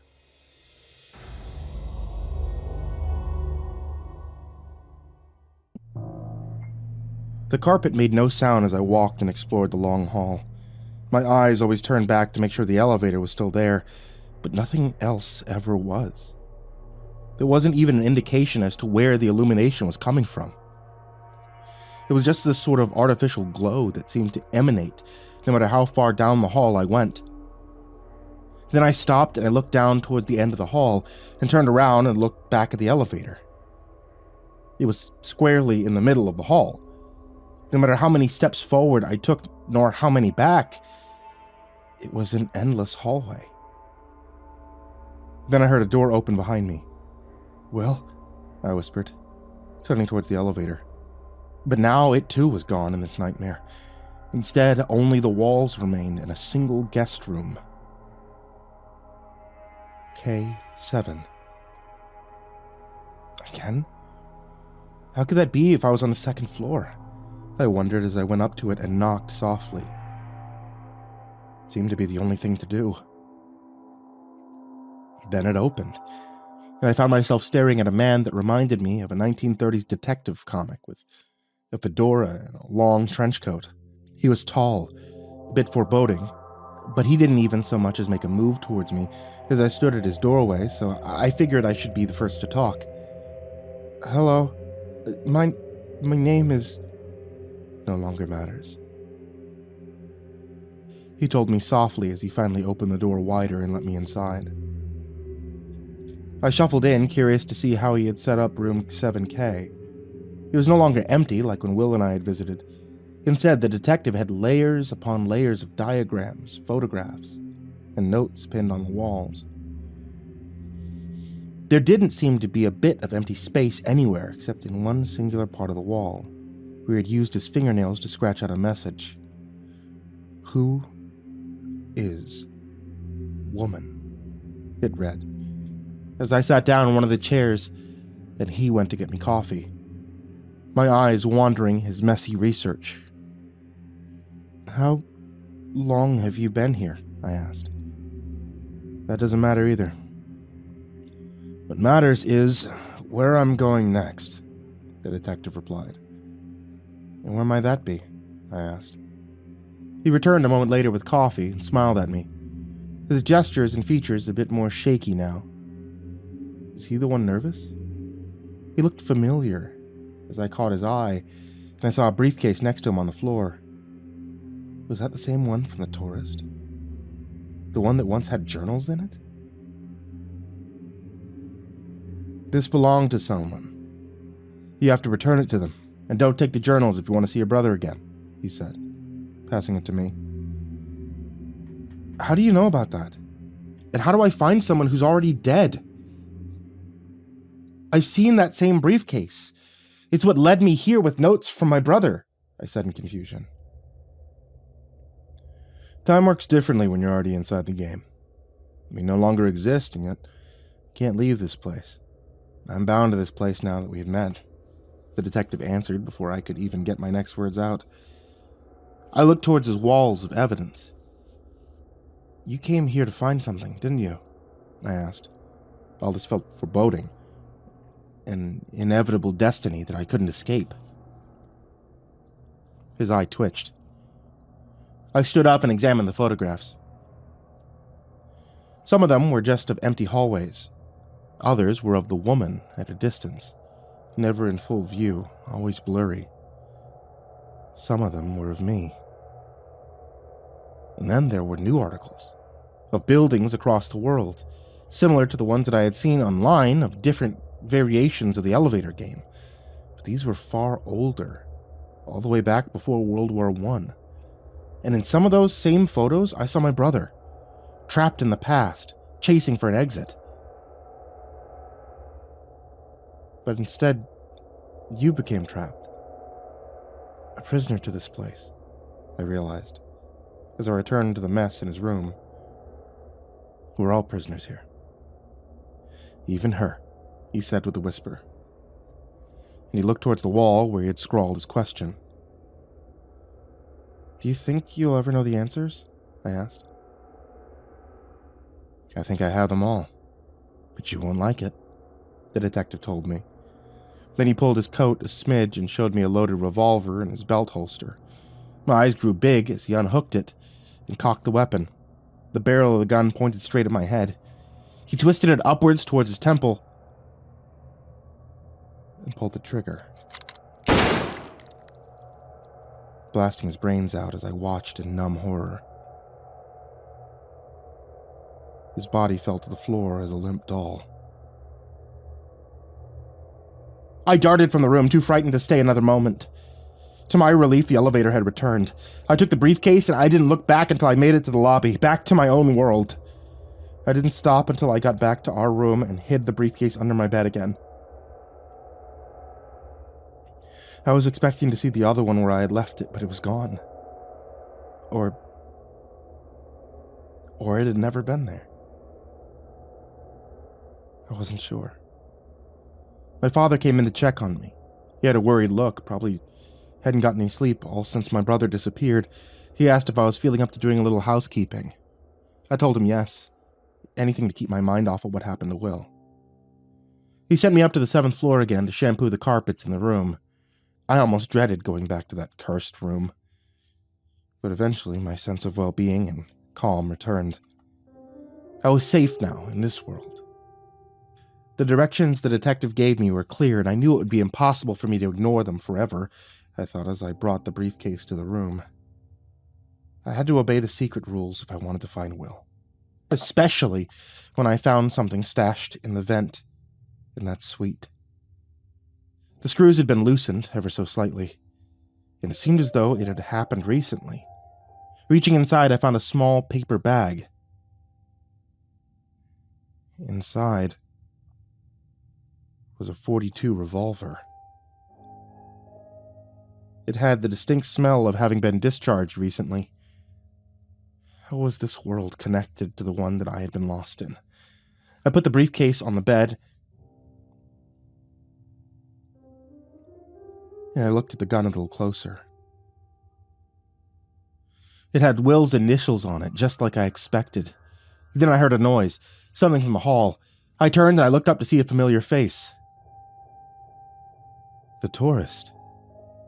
He was alive. He looked like he had come to this room searching for someone. When he saw me, his eyes got big and he grabbed the suitcase and ran. Instinct took over me and I dashed after him. I think I ran harder than I'd ever had in my entire life. The way his eyes danced, it lit up when he saw. It told me that he knew something. He had answers about Will, so desperate, that fact that I could only faintly hear his footsteps. I was hauling ass. I turned the corner. I saw him. He paused for a moment to try and consider his next move, and I used that moment to rush towards him. He turned towards me, shocked to see that I was still in pursuit, and started running again, but it was too late. I tackled him down, my arms intertwined against his chest, fumbling to the carpet floor. The briefcase went flying. We tumbled and tossed for a few moments as we fell, his right hand reaching for something in his pocket. I got to it first. It was a switchblade. For some reason, I felt a rush of frustration and anger take over me, and I held it next to his skin. Stop! Just stop, okay? I don't want to hurt you, I ordered. Thankfully, he obeyed. He froze and reached his hand towards my face before asking, Why'd you follow me to the grave? I pushed myself off of him and muttered, I came to find my brother. And I knew that you would have answers. What did you mean by that? He got in a crouched position, wiping sweat from his brow, and muttered, You're not supposed to be here. Unlucky. I don't give a damn about your stupid ritual. Now, you're gonna come with me. We're gonna find him together. Right? We're gonna translate your damn journals, and maybe piece together what I need to do next, I told him, waving the switchblade back and forth. No, I can't leave, he insisted. And it looked like he was going to run again, so I quickly sidestepped and twisted his arm, putting the blade against his back.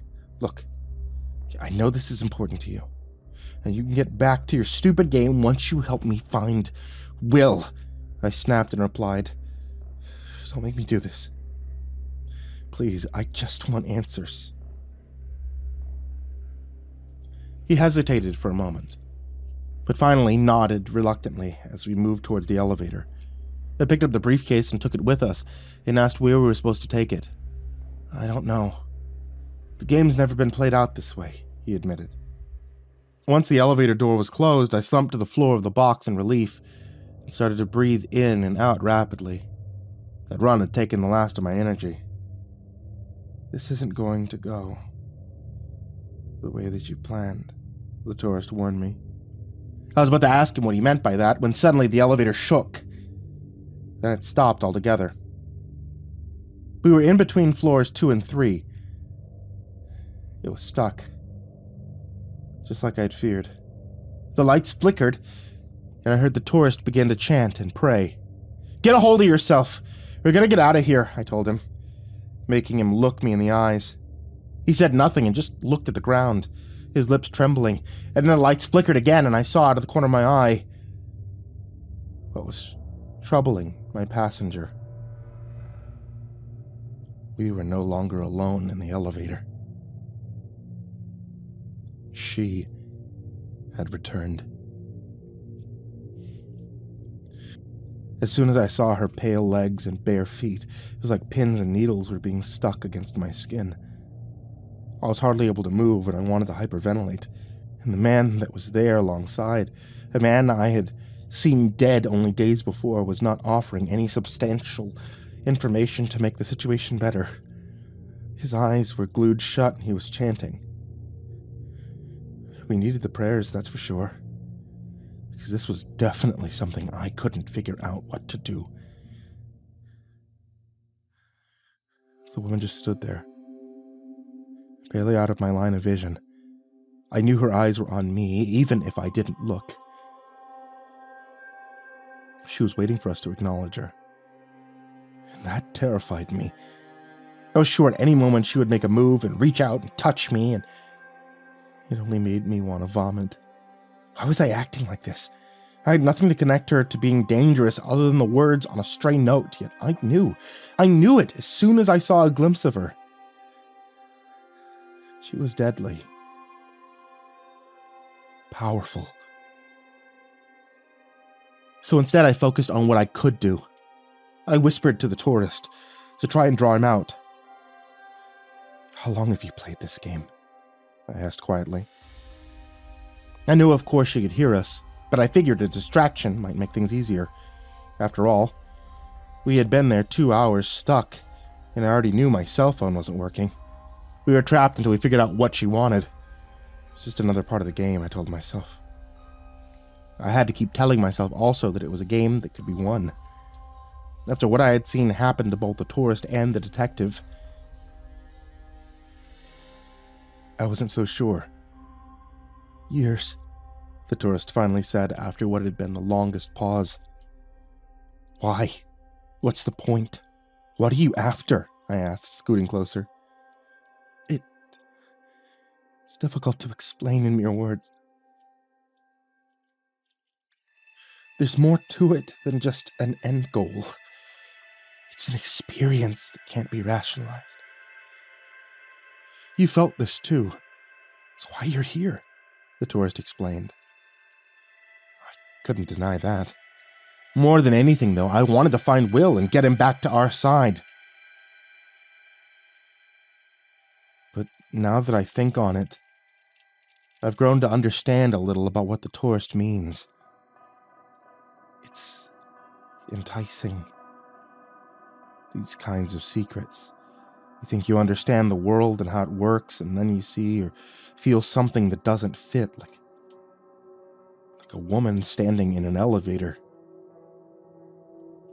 Just standing and waiting for you to open up to whatever is beyond your reach. That sort of beyond is downright terrifying, if I'm being fucking honest, because it can't be sorted out. It's an infinite unknown. It's like a black hole drawing everything and everyone into its hungry maw. We're going to get out of here, I told him. The tourist didn't seem so sure. It's not possible. I told you already, it won't let me leave.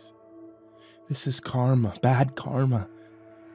For even attempting it, he said, shaking his head vehemently. We can do it if we work together, I told him, and pointed slowly towards the roof of the elevator. There was a case of some kids that got trapped in here a few years back. Dad had to climb down the rope and haul them out. I saw him do it. I know there's an emergency release button for the doors on every floor, I told him gently. Do you think escape is that easy? He laughed as he pulled his legs up to his shoulders and crouched in fear. He was paralyzed with indecision, convinced that his fate was already decided. Maybe he wasn't wrong. I had seen him die.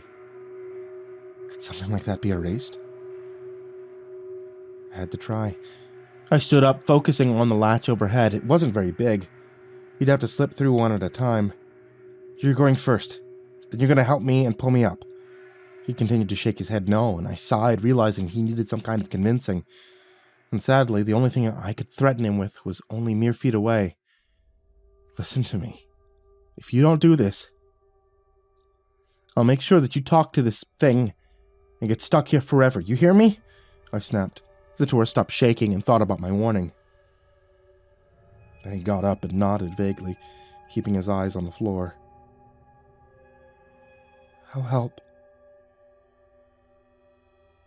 You won't believe me until you see for yourself, he remarked. I didn't have the time to ask what he meant by that, so I cupped my hands and gestured towards the ceiling. I'll boost you up, I told him. Just as he was getting ready to lift up, I felt the girl move closer to me. She was alarmed by the fact that we were leaving. I could feel her breath on my neck. Let's go, I urged the man. He used his nimble fingers to push the latch and then carefully slid it open, giving us a view of the long, endless chasm that stretched on above. It seemed to go for miles. He tossed the case up first. I wobbled a bit and pushed him up, encouraging him to climb. I felt a cold hand against my shoulder. She whispered in my ear, "Don't go." It felt so terrifying. Such a simple phrase. I wanted to respond. It took all of my willpower not to. "Help!" I urged the tourist. For a short moment, I thought he was going to leave me there, with her. Then he returned in the crawl space a moment later and extended his hand. I grabbed the hold of it, and he started to lift. Surprisingly, for a man his size, he was able to haul me up with ease. Once on the roof of the elevator, I gestured above to the dim light that was pouring into the shaft from the doors above. "That's our way out." Below us, the girl began to scream. The tourist clenched his fingers against the side of the elevator and muttered, "There is no way out of here." "Enough of that!" I shouted as I reached in my pockets. The whistle. Might have been the only item I haven't used. I blew hard on it. The elevator shook. Then I grabbed the cables and told the man to do the same. Will needed me. I blew on the whistle again once we were against the rope and had a firm hold on it. Then below us, the elevator dropped and I heard her screams reverberate throughout the elevator shaft, and it seemed to grow louder the further it fell. "There's an emergency switch! Press it!" I told him, gesturing towards the left side of the door. The doors slid open slowly and I saw the familiar drab carpets. Just as they finished opening, the elevator began to move and come towards us. "She wants us to stay with her. Forever," the tourist squealed as he clenched the briefcase. "Move it!" I told him. We scrambled to get into the third-floor hallway. It was mere seconds before the elevator rode up to meet us, and felt certain the doors would open and the ghost would come attack, yet instead, as they did stop, I was shocked to find the box now empty. She had vanished. "We're in hell," he muttered. My heart finally stopped beating like a drum as I looked about the empty corridor. "I don't really care where we are. You need to tell me how to return this damn thing so we can go get my brother back," I said, gesturing to the suitcase. "It won't be possible," he insisted. I sighed, ignoring his banter for a moment as I searched for the stairs. A few moments later, I realized I couldn't find them. Then, when I returned to the hallway, I found the tourist was missing, and one of the doors was ajar. "I leave for 5 seconds, and you're just trying to run?" I muttered as I entered the room. Then I froze as I realized why it looked familiar. It was the same room Will and I had found him in the first night, dead. The tourist was sitting on the edge of the second bed, clutching his briefcase and nervously fidgeting as I entered. He looked towards me. "I told you not to come. You said that it would be bad. Now the bad luck will befall me. I went against it. Now I'm a part of it." He sounded extremely distressed. "Part of the game? I mean, how is that possible?" I asked him. He unlocked the briefcase and took out the notebooks where he had scribbled probably 1,000 times before. "The one who seeks all will come to finish my game. I can't leave the room." "You have to go in my place," he told me. "What do you mean you can't finish? We just..." The words didn't even leave my mouth. I turned towards the door only to find it had gone entirely. The room was making sure his destiny came true. "I've become part of the game, but you don't have to," he said when I turned back to him. "I think I want to see the consequences through. Of what happens when you defy it," he told me anxiously. There was a knock on the wall where the door should be. "Hide in the bathroom. Please, you must hide to live, to finish the game and find your brother," he insisted. I heard the knock again. It was loud. How did it expect to enter the room without any doors? I hurried to the bathroom and closed the door almost all the way, letting it peek just a tad to see what would happen. I wish I hadn't. The knock came again, and the tourist cleared his throat. "I'm ready. Come in." Something in the wall moved. It formed an outline right where the door should have been and took the shape of a body. It was tall, but had no head to call its own. The clothes it wore resembled something of a traditional bellboy. and in its hand was a long razor sickle, glistening in the dim light. The headless apparition moved towards the tourist, and I watched in bewilderment as the man offered his left arm out to the beast.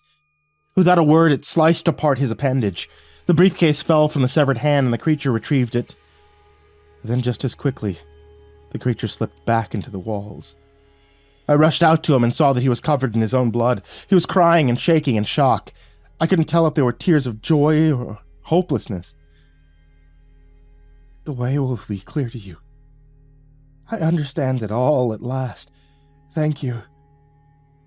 I'm free, he said, as his lips trembled and he fell to the floor. I looked over to the wall and I saw the door had magically reappeared. And for a brief moment I glanced back at the tourist. His severed hand was moving with a mind of its own, scrawling those mysterious numbers on the carpet and the walls in blood as the door hung open. The game urged me to continue. I didn't look back towards the lifeless eyes of the tourist this time. I'd seen that before. Now the future was unfurling before me, and it was limitless. I felt like maybe I did have a chance to find Will. I returned to the hall, trying to find another clue.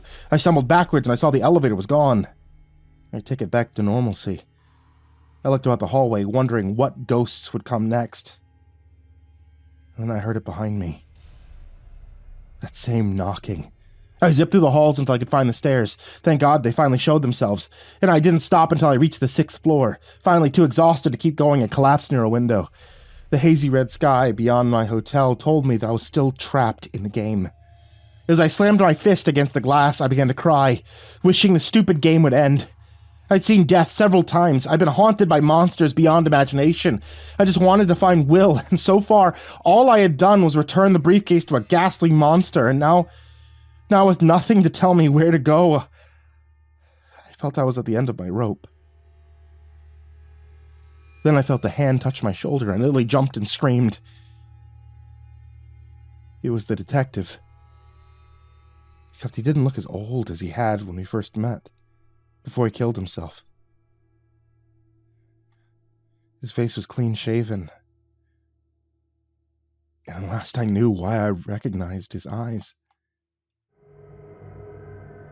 Will, it's you. Oh my God, I said, holding back another scream. I hugged him as tight as I could, not wanting that moment to end. But as we pulled away from each other, I realized his eyes were tainted with sadness. How long have you been here? I asked him. Doesn't matter. You managed to return the rules of the game. That means I can finally go home, he said with a smile. But I saw you die. I saw you trapped here, I said. Another time, another place, another game. But rules are made to be broken, even if you don't understand the consequences, he said as he passed me something. It looked like the mirror I had used to protect myself when I first arrived at this strange place. Watch me leave through this mirror, and I can go back to being young. Wait, what? What do you mean? What consequences? I asked. I can return. But you have to stay now. You're now part of this. That's how this works. The game always wins. You became the ghost. I looked down at my skin. I saw that I'd been running for so long, I was barefoot. My skin lacked color from the lack of sun. Probably looked disheveled and defeated. And I realized why the woman from the elevator had frightened me so. She was me. Behind us, I saw the elevator was materializing, and the knocking returned. The creature was hunting Will, determined to make sure he couldn't leave. I'm sorry, Lindsay. I'm sorry I did this to you. I promise I will try to find a way to get you out of here, he said with tears in his eyes, as he told me to hold the mirror up. No, you can't. Take care of Dad. That's your job now. You have to promise me that you'll make sure that he's okay, I said as I tried not to cry. My aged brother knew that my father would likely never understand what had happened, but no further words were spoken between us. He mouthed another apology as the elevator opened. I saw in the reflection of the mirror that he suddenly reverted to being young again. And then the doors closed. And I was alone. The knocking got louder. It overwhelmed me. I recalled what the tourist had said. "I'm ready." "Come on," I said. Then the headless creature appeared from the wall, holding the briefcase and offering it to me. I took it, and I went to the room where this all began and sat down, looking at the drab walls and the endless abyss that I was trapped in. Tears in my eyes as I realized that now I was going to be here for God knows how long, waiting for the cycle to repeat. I read the notes, now no longer in Chinese but in my own tongue, written by my hand. The tourist will come again and steal this from me, I thought as my fingers tapped against the briefcase. But this time, I must make sure he doesn't leave here with the hidden rules. The elevator game will live on, but the hidden rules must never be found. I was wrong to think they revealed the truth. No. They only make you a part of this sick and twisted game.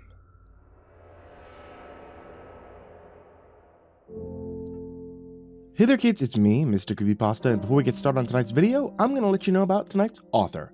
Dr. Plague, or Erucius, has a book available now on Amazon.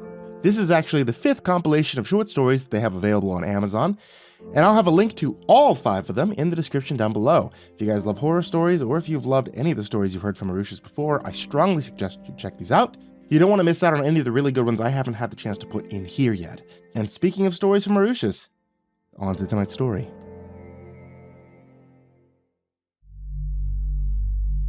I heard he was mute, and the clapping is how he communicates.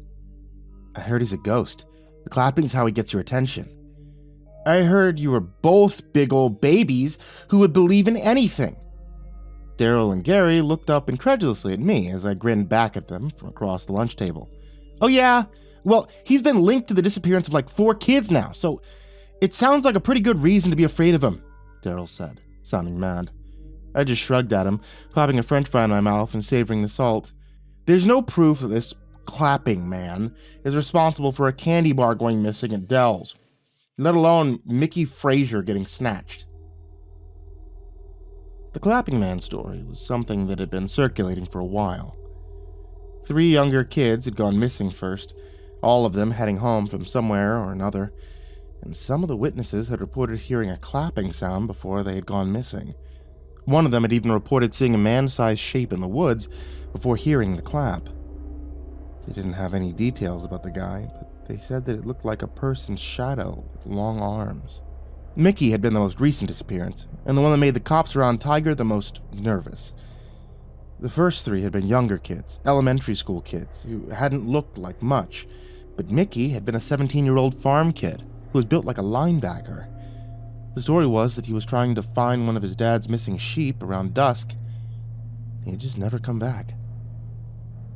The stories were that he was near a Kindle-covered bridge, and that the sheep had been found dead underneath it the next day. There were the usual rumors that Mickey had run off or left to be with a girl, left to be with a boy for all they knew. But those of us who had known Mickey kinda doubted it. Mickey was slow. I mean, not like special ed slow, but he was slower than average. He loved his family. He loved working on his parents' farm. And the thought that he would just run off when he couldn't come back with the sheep was laughable. Mickey liked football too, but if his dad had asked, he'd have given it up in a heartbeat. The cops knew this too, and that's why they were so sure that Mickey had been taken by someone, and that someone had to be big. The bell rang, and we kept our seats as the good little sheep dispersed around us. We'd leave when the monitor finally told us that we had to, and not a minute before. Gary still looked a little nervous as the cafeteria cleared out, but Daryl was pretty used to this. Daryl and me had been hellions since we were young, but it was a life that Gary was slowly getting used to. I'm not a bad kid. I mean, not really. I loved my mama, I respected my dad, I kept my truck well maintained, and I'm good to my girl when I have one. And that being said, I have no time for weakness or rules. The only rule I know is that the strong rule, and it's a rule that I learned from my dad. If I'm strong, and I am, I should be able to do what I want. If other kids don't understand that, well, that's their problem.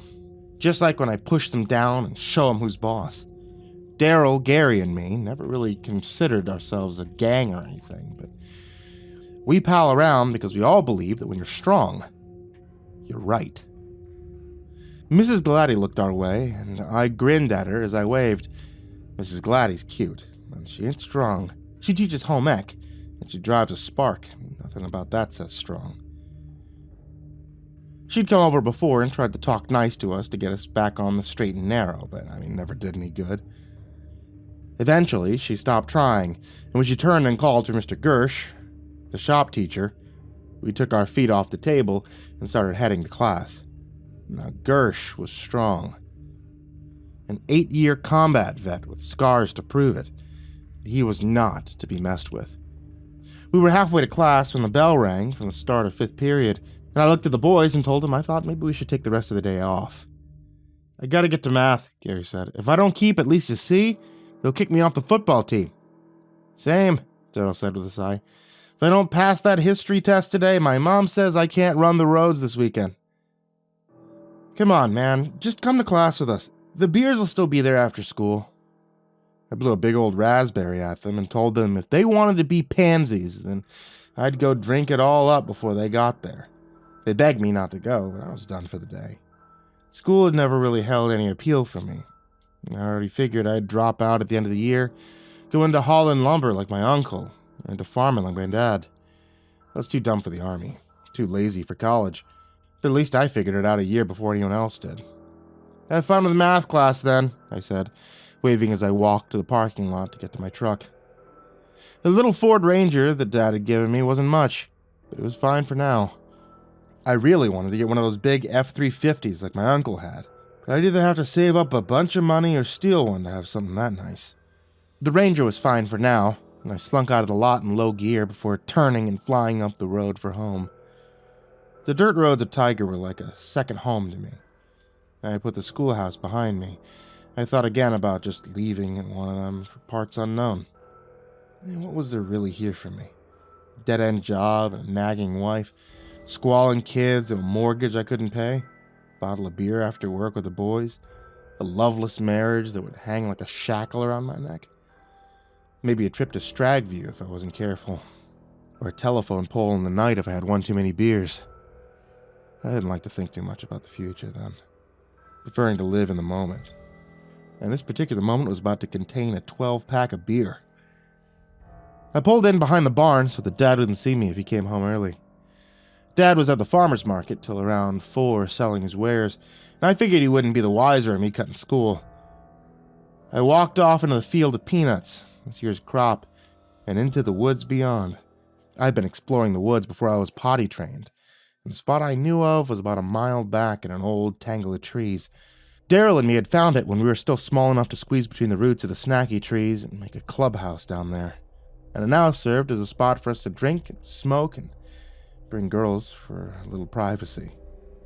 The forest was familiar, an old friend that protected me sometimes when Dad had a little too much to drink, and before I knew it, I could see the old grove of trees in the distance. Most of the forest was thick old oaks and some scraggly little pup trees, but the grove was different. It was old. It felt ancient somehow. And being there made me feel peaceful, like nothing could hurt me while I was there. I got to the snacky trees and took a seat on the comfy old roots that stuck above ground. Reaching into the gnarled old root system and pulling out the 12-pack of Budweiser, I cracked the first can and drank it quickly, smacking my lips as the crisp taste filled my stomach. This was the good life right here, but I knew it wouldn't last forever. I'd have to trade this kind of carefree time for adulthood soon enough, and the thought of saying goodbye to the snaky tree grove was a little sad. I opened the second one, drinking it slower this time, and the wind rustled the leaves around me. I felt a yawn creeping up my throat. Dad and me had been splitting wood before school today, and the early morning and the lukewarm beer was starting to make me groggy. As the second one disappeared and the third one popped open, I got comfy and watched the dragonflies and little forest animals frolic in the bow of the trees. I felt at ease, like I was floating, when the beer can slipped out of my hand and fell into the nest of roots. I was snoring before it dumped its delicious contents on the ground. When I woke up, it was dark, and the sound of birds and squirrels had been replaced with insects and scamper of bats. This didn't immediately put me off. I had been in the woods at night before. Daryl and me had camped out tons of times. I'd even slept rough a time or two if Mom and Dad were fighting. I pulled myself out of the tangle of roots and wobbled a little before getting my bearings. I wasn't drunk, not by a long shot, or hungover. I had taken a long nap in the woods, and now it was time to get home and face the music. School would have called by now and told them I left early. Dad would be looking for me during evening chores, not found me. These things would have culminated in him having a drink as he waited for me, as I was likely in for a bad time. I walked out of the grove, watching my step as I went. And that was when I first heard it. A loud pop sound that made me freeze in place and listen like a spooked deer.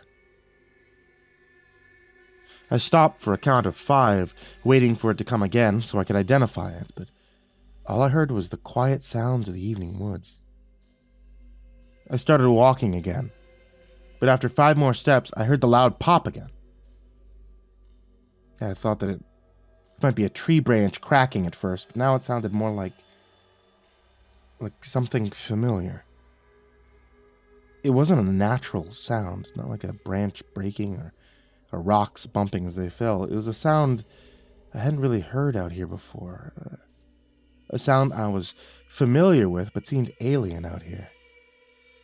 It sounded like someone bringing their hands together for a single hard clap. I kept walking towards the house, thinking I was hearing things, but the longer I went, the more I heard the clapping sound. It was infrequent. Always that one loud pop, and when I looked, there was nothing I could find that would have made it. The longer I walked, the more freaked out I got at the popping. I found myself looking for a man's shape in the woods, thinking about what the kids had told the cops. It was big, like someone's shadow, standing in the woods. Its arms were longer than usual, and they had heard a loud clapping sound before their friends had disappeared. I stopped again. It had been closer this time. It sounded like it was about 20 feet away, and the clap, it had silenced a bunch of the forest creatures that had been buzzing placidly. I wanted to run, but I made myself walk so I didn't trip in a hole or knock myself unconscious on a low-hanging branch. There was also the fact that these were my woods. I mean, nothing bad could happen to me in my woods. No one could hurt me. No one would dare to. Now it was closer. 10 feet or better. It was following me, and I was still a half mile from home. I wondered how far it would let me get before it snatched me. Would they find any evidence that I had been alive? Would they ever find anything? I quickened my pace. Holes be damned, I needed to go. I needed to get out of here. I needed to be behind my door with a lock thrown and the bolt pushed in. I'd hug my dad, I'd tell him I was sorry, I'd take whatever punishment came, but I needed to know that the monster or freak or whatever was outside and couldn't get me. I ducked a branch that I saw as a vague outline and I kept moving. The popping had stopped for now, but I knew that I wasn't safe. I had to get home. I had to get home. I had to get... I turned my head in the direction of the sound. And there he was. He was man-shaped, that was for sure. He looked like a bulky man, his arms and legs just thick outlines in the murk. I couldn't see his eyes, but I could feel them on me. He didn't make a sound, but the longer I stayed still, the more I began to hear a low murmur like a TV show trying to break through the static. I thought that he might be frozen by my stare, but as I watched, he raised his hands slowly and brought them together with a single, hard clap. I took off like a shot. I ran and I ran and I ran as the popping followed me. I expected that every step would be my last. A claw would come out or a set of teeth would clamp down on me, and I'd be dragged away to whatever served as its den for digestion or God knows what else. The popping started coming from directly behind me, and I could almost feel the air off those massive hands. I could see lights coming up into view ahead, and I thought maybe I had gotten turned around and I'd find a highway. I didn't care. I wanted someone to help me escape this creature, and I wasn't choosy as to about who. I broke through the tree line to discover that I'd come out on the edge of my parents' farm, and the lights were flashlights as people looked for me. They were calling my name as they got closer to the woods, and I tore off towards the fields in an attempt to stop them from entering. One of them could have just as easily been that thing's next meal, and I wasn't about to draw them to it. I found Dad first, and his beam turned to fix me, and he wrapped me in a hug as he recognized me. God damn, boy, I was so scared that he'd been took. He hugged me close. The first time I'd ever seen my dad show that kind of emotion. And when he called out to them, he found me. I saw them all start to head to his location. The police came. They talked to me. I don't know if they took me seriously or not, but told people to stay out of the woods for a while and to listen for clapping if they were alone. Mickey was the last kid to go missing in the Tiger that year. And when the clapping had come back after that, he seemed better prepared for it. That experience changed me. I'm glad to say it was for the better. I started taking my schooling a little more seriously. I stopped being so impetuous. I started helping people instead of taking. Changed my way of thinking a lot. I still believe that strong people are important, but now I believe that they have a responsibility to keep those who aren't strong safe. I started volunteering to go out on woodland rescues, searching for people who'd gotten lost or looking for remains. I got approached by the Park Service to see if I wanted to work with them. Now I help educate people so they don't get lost, and I help find those who go missing. In a way, I guess I owe the clapping man a debt. He saved me that night from becoming a monster, too. Although, I really doubt that was his intention.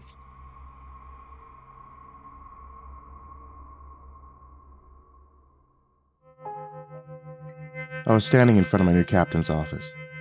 This was the first time we'd meet face to face. We'd already spoken on the phone just before my transfer. It had not gone well. Taking a deep breath and straightening my tie, I knocked gently on the door, wishing I could be somewhere, anywhere. Perhaps back with my squad. That was never going to happen. The new Benson and Hodges law had 86 the whole damn unit. Forced retirement and large payoffs were the order of the day, until I remained, the lone swimmer in an ever-thickening sea of shit. "Get your ass over here, Carver," the gruff voice demanded from the other side of the door. A sudden anger washed over me, and for a moment I attempted to toss my gun and badge, exit the station stage left, but I managed to force it down and enter the room. My face carefully neutral. The captain never looked up and waved me into a nearby chair as he continued to peruse the large manila file in front of him, my name stenciled in harsh black lettering across the coffee-stained front page. After what seemed like an eternity, he finally slammed the file shut and laced his large, calloused hands together, leaning back heavily in his chair. I raised my eyebrows quizzically, waiting for him to speak. But he said nothing, just sat there, his dark brown eyes burrowing into my face. Sighing once again, already tired of the power plays, I spoke up. "You wanted to see me, Captain?" He grinned. and smiled to have won whatever little power play he had concocted in his mind. "Before we begin," he growled, "I want you to know I don't want you here, Carver. But the higher-ups say this new squad you're about to head up is a necessary evil, and although I don't like it, I am inclined to agree. Crime's on the rise, and it seems a new kind of creature comes slithering out of the darkness every damn night, demanding the same right as our new vampire friends." "Your friends?" I snapped at him. "They ain't no friends of mine. You built an entire city for the vampire nations, and you expect law and order? People make me laugh." "I wouldn't expect a great mind like yours to grasp the concept, Carver," he shot back. "You're a hatchet man, a trained killer, but not anymore. The new Benson and Hodges laws put paid to that. Your execution squads have all been disbanded. No more slaughter or killing without any due process." "And you think that's a good thing?" I sneered at him. "You may as well be wearing a pin that says, 'Fangs are friends.'" "You know shit about me, Carver." "But I know you," he said, wrenching his file open. 47 confirmed kills. 27 of them still under investigation. Just dotting the I's, crossing the T's, I replied, somewhat smugly, knowing I wasn't doing myself any favors, but I was on the wrong side of being seriously pissed off. "I don't care what you say, Carver," he continued. "This ain't the Big Apple. You're a loose cannon about one reprimand away from being sat at a desk for the rest of your short career, and I don't need that kind of heat in my city. While you're here, you'll follow procedure, or I'll nail your ass to the wall." Couldn't help but laugh. "Your city? This city was built on blood money, a circus where the living can play amongst the dead." "That may be so," he conceded, "but I'm tasked with maintaining order. You believe the Benson and Hodges law gives them more rights, and it does. The right not to be massacred without any form of due process. But it also binds them to the law, the human law. And that's where I come in," I interrupted. Taking a deep breath, he gently closed my file and leaned heavily back in his chair. "Yeah, that's where you come in. You and the new Preternatural squad. Now tell me, Carver, why did you take this job?" I shrugged. Wasn't given any choice. Suddenly, I hadn't put in enough time to gather my full pension. There was absolutely no money left in the budget to pay for my considerable hospital bill. 6 months in a coma sure does add up. Even my insurance company suddenly couldn't contribute a penny. "So they fucked you," Hazen said. "Yeah, they fucked me, because they wanted me to head up this new squad of yours." "You think it's because of what happened to you?" he asked. And annoyingly, I heard sympathy creep into his voice. "After all, you're not like other men. Not anymore." I stood up abruptly. Perhaps it's time I met the other members of the squad. He didn't push it any further, for which I was grateful. "Sorry, Carver." And that malicious grin was back in place. "You're the only living person on the squad for now. And your new offices are down the hall from mine on the left. You'll be reporting directly to me. Oh, and Carver," he called after me after I headed for the door. "Welcome to the City of Midnight."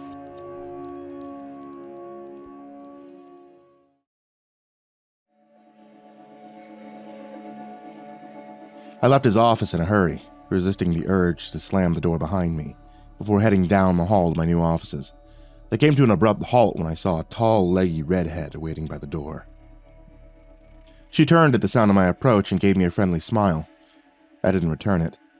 She could wear all the fake tan she pleased and blue contacts to hide those crimson eyes, but John J. Carver knew a vampire when he was looking at one. "Does it take a lot of practice?" I asked her. She frowned at me. "To do what, detective?" "To hide the fangs when you smile. You're old enough to retract them now." She raised one perfectly manicured eyebrow. "Why don't you tell me how old I am, detective? Surely a man with your unique abilities can do so. Or are the rumors I've heard about you just that? Rumors and nothing more?" I knew damn well she was throwing down the gauntlet. I couldn't help but pick it up. Looking at her, really looking at her, I let my senses push against her, feeling the ebb and flow of her power. She didn't really have that much juice, but the potential was definitely there. 200 and something, a low something, I grinned at her. Her eyes widened a little before she slammed her mask of friendly neutrality back in place. Very good, Detective. My name's Donna. I'm in the way of your new personal assistant and administrator for your new squad. The fuck you are, I growled at her. I don't work with fangs. She frowned at the slur. You do now, Mr. Carver. City Hall and the Minister of Undead Affairs insist upon it. Why don't you cut the bullshit and just call them the Vampire Council? I call them what they tell me to call them. We both have our jobs to do. I take no pleasure in working with one such as you. What do they say? Carver by name, Carver by nature, the great scourge of vampire kind. Why don't you just up and quit then? I said, pushing rudely past her and into the office. Because, she chimed in from behind me, I have a job to do, just like you. I grunted at her and sat at my desk, knowing I was stuck with her for the foreseeable future. I wouldn't get too comfortable, Detective, she said, sitting at her own desk and crossing her own legs primly. You're expected at orientation in exactly 4 minutes. Orientation? You're shitting me. Not at all, she grinned, this time not bothering to hide the fangs. The conference room is located down the 3rd corridor on your left, room 12, I believe. Better hurry if you don't want to be late. After all, first impressions count.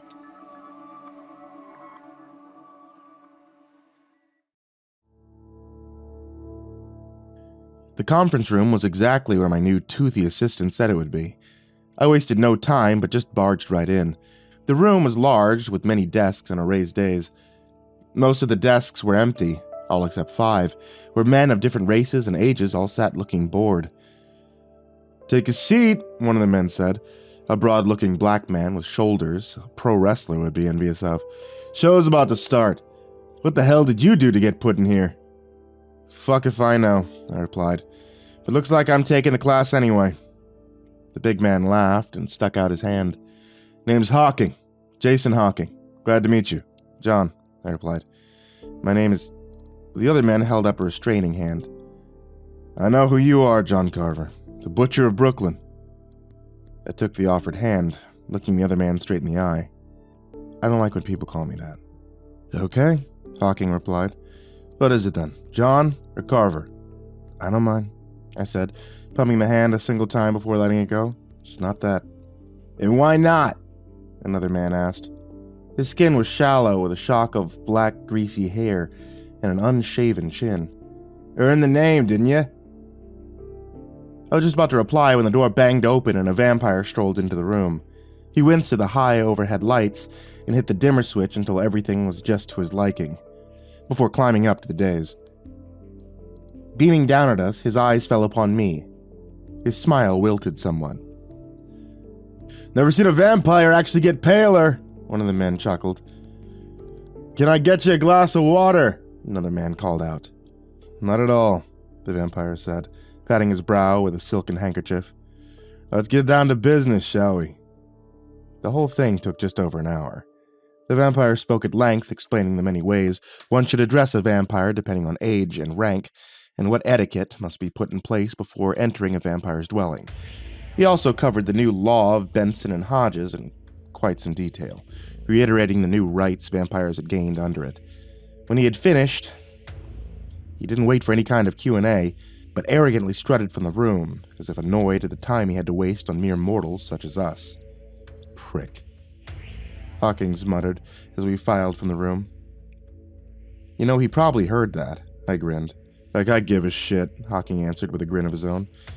You know, Jason, we may just get along, I laughed, stopping outside my door. What division are you, man? Homicide, he said, widening his arms as if to encompass the entire room. Not sure exactly where you fall, he said, tapping the words on my door. Shit, I don't either. Guess I'll be finding out real soon. Well, good luck to you, John. Sure I'll see you around. That said, he strode away, waving a hand here and there to the other men that he recognized before heading back to his desk. Turning, I entered the office and booted up the computer. It was a new model, with all the bells and whistles. I checked my case files and found only one marked as suspicious death. Body taken to basement morgue, cause of death unknown. Frowning, I got up and headed for the elevator and hit the button for the basement. Seconds later, the doors pinged open, revealing a narrow corridor with lime green tiled walls, the sharp smell of antiseptic in the air. There was a small, bespectacled man sat at a desk, chomping on what appeared to be a ham sandwich. Some of the pickle had spilled onto his white lab coat. "Hey there," I smiled.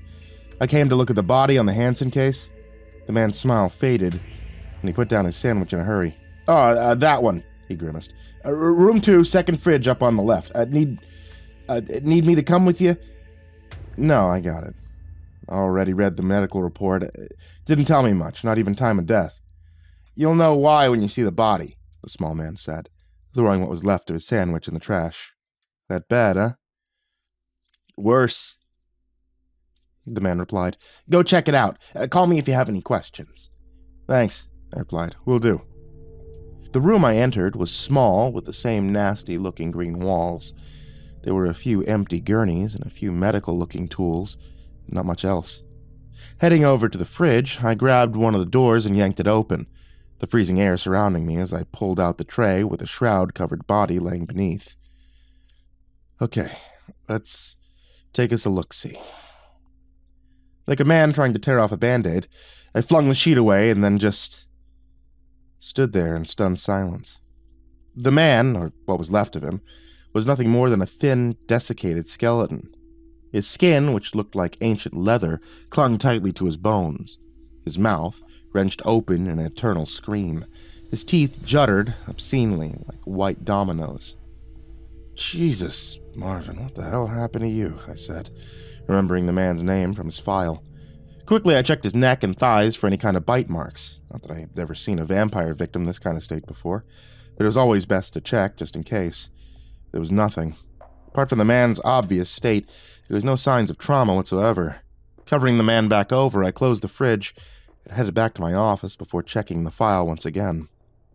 The body had been discovered in a place called Bella's, down by the waterfront, a well-known brothel and vampire hangout. The city of Midnight was made up of 4 main districts: the Upper West Side, the Upper East Side, downtown, also fondly known as the slums, and of course, the waterfront.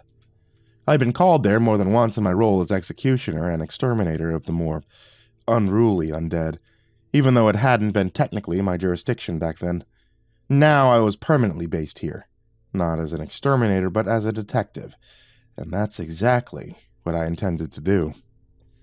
I would start by solving this case.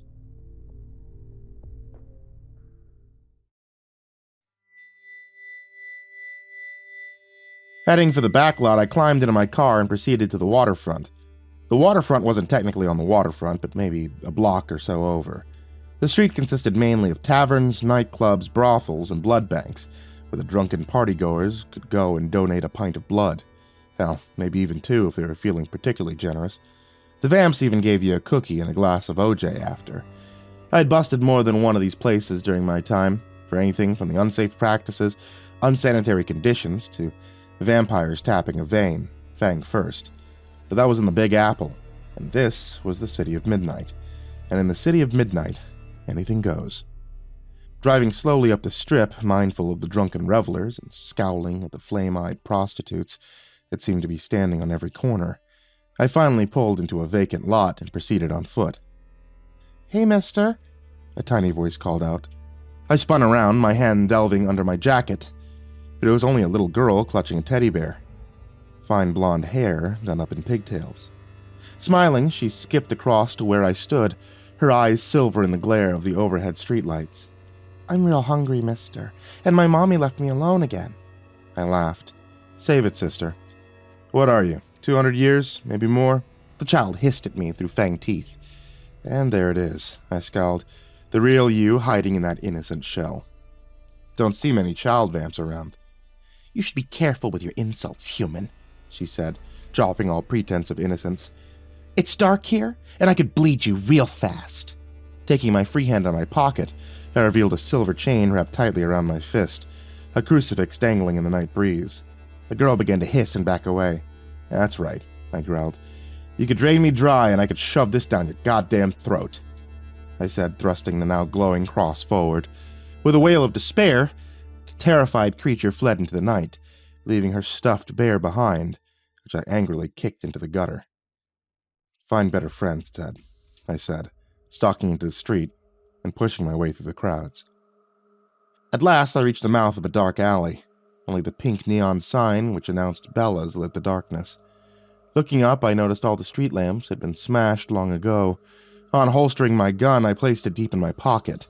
In the other, I placed my cross and a few vials of holy water, before hammering on the metal door. An opening suddenly appeared, and a pair of glowing eyes gave me a brief inspection.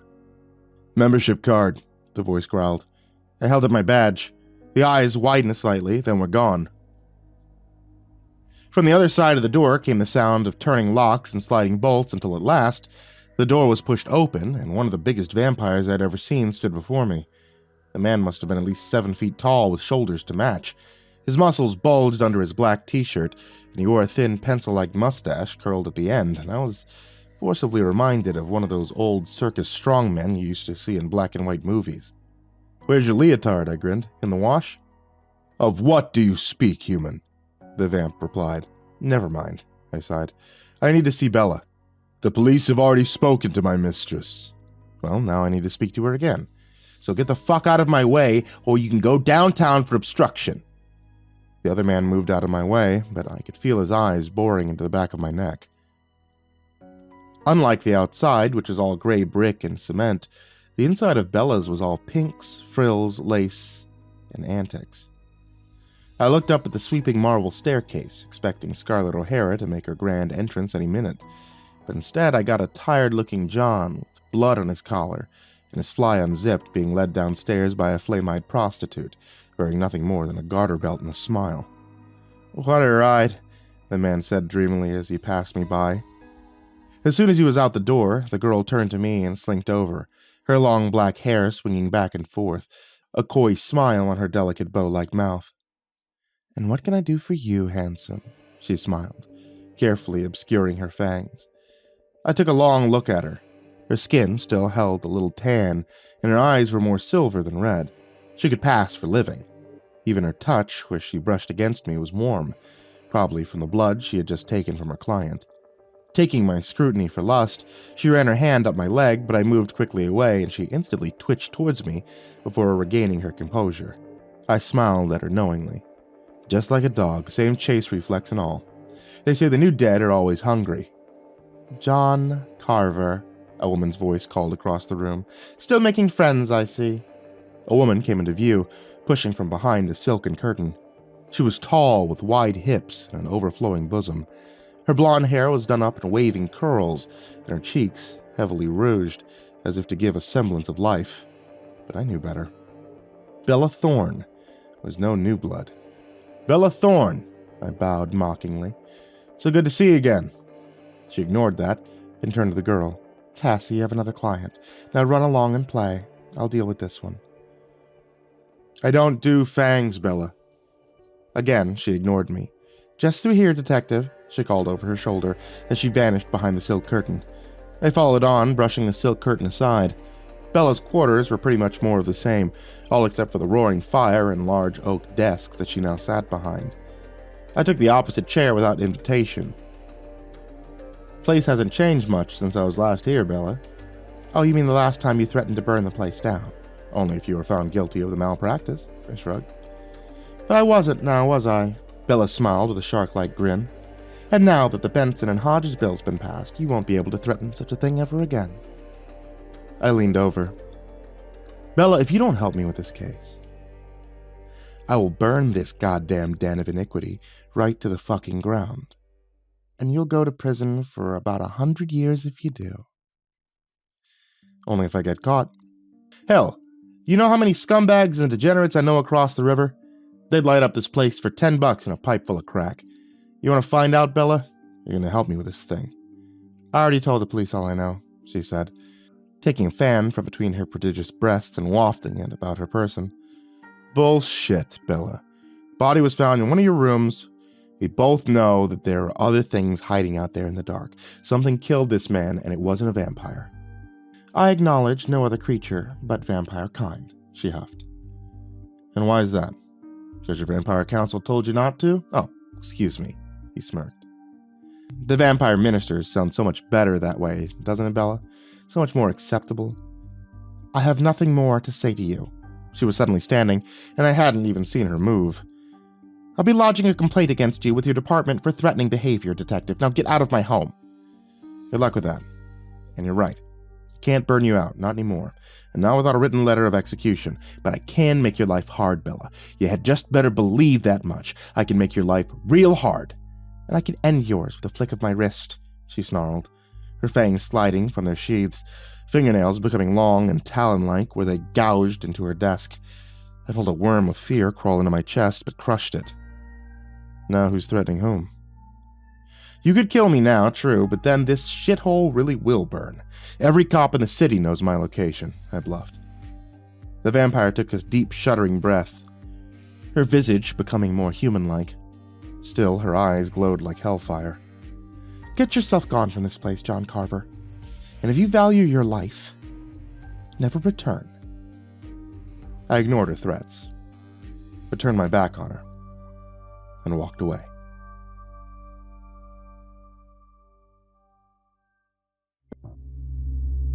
The sun was starting to rise by the time I returned to my apartment. It was small but cozy with a great view of the city. Still,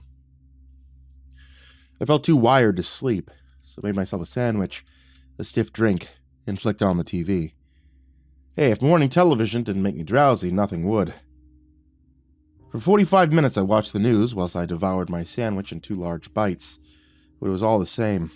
Vampire rights and the passing of the new Benson and Hodges bill. Sighing, I sipped at my drink, enjoying the warmth of the good whiskey and flicking through the channels. Finally coming to rest on a talk show where some girl with sickly-looking skin argued with another sickly-looking girl over a guy who looked dazed and confused at even being there. Still, I didn't hear a word of it. I was lost in my own thoughts. It had been on a show just like this that I had seen my very first vampire. Must have been maybe 6 or 7 at the time. I remembered my father not being there, probably at work, and my mother sat on the sofa, smoking another one of her endless cigarettes. My mom had made some sort of remark about the guy on the TV, which had drawn my attention from whatever game I'd been playing. I remembered a guy being sat in a chair, all dressed in black leather, his skin pale. When he smiled, he had revealed long, sharp teeth. I remember gasping, but my mom had placed a gentle hand on my shoulder. Don't worry, Johnny. They're fake is all. Guy's a complete freak. Calls himself a vampire, she chuckled.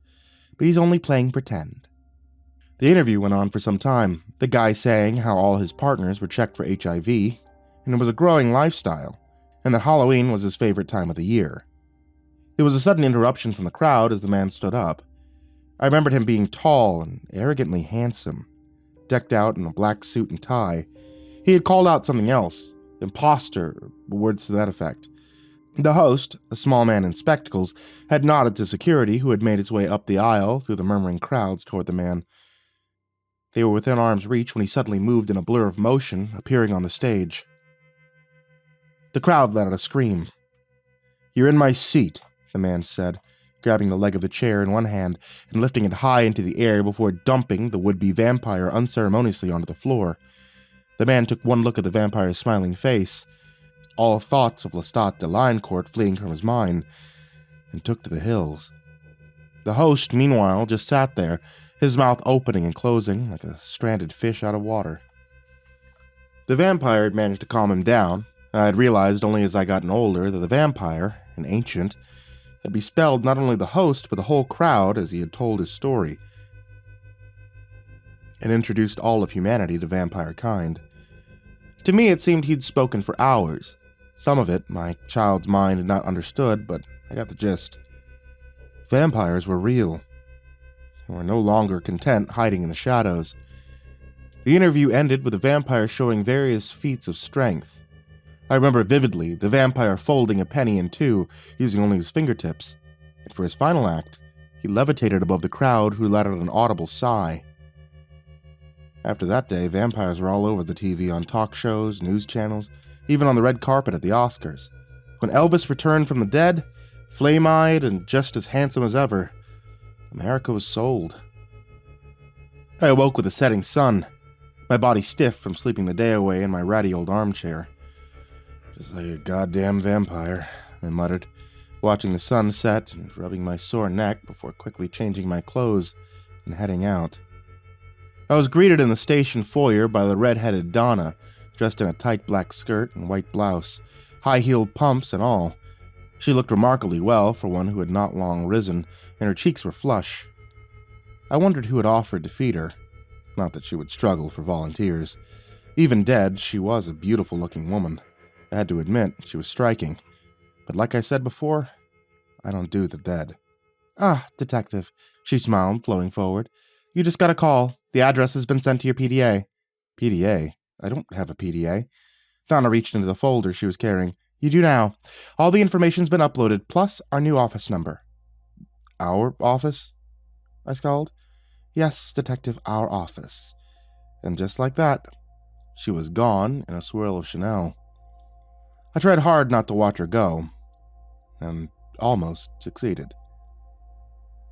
Tenor Heights wasn't exactly the rich part of town, but it was getting there.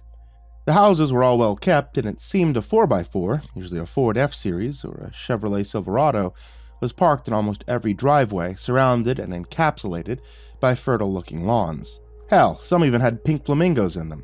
The plastic kind, not the real thing. I also noticed many of the windows were blacked out and tightly shuttered. "No more dingy castles and coffins full of mud," I mumbled, pulling up to the sidewalk before exiting my vehicle and ducking under the yellow tape. A few reporters called out, and I was seriously tempted to give them the finger, just for the hell of it, but moved on, only to be accosted by a pale-looking beat cop. "You better have some ID," he scowled at me.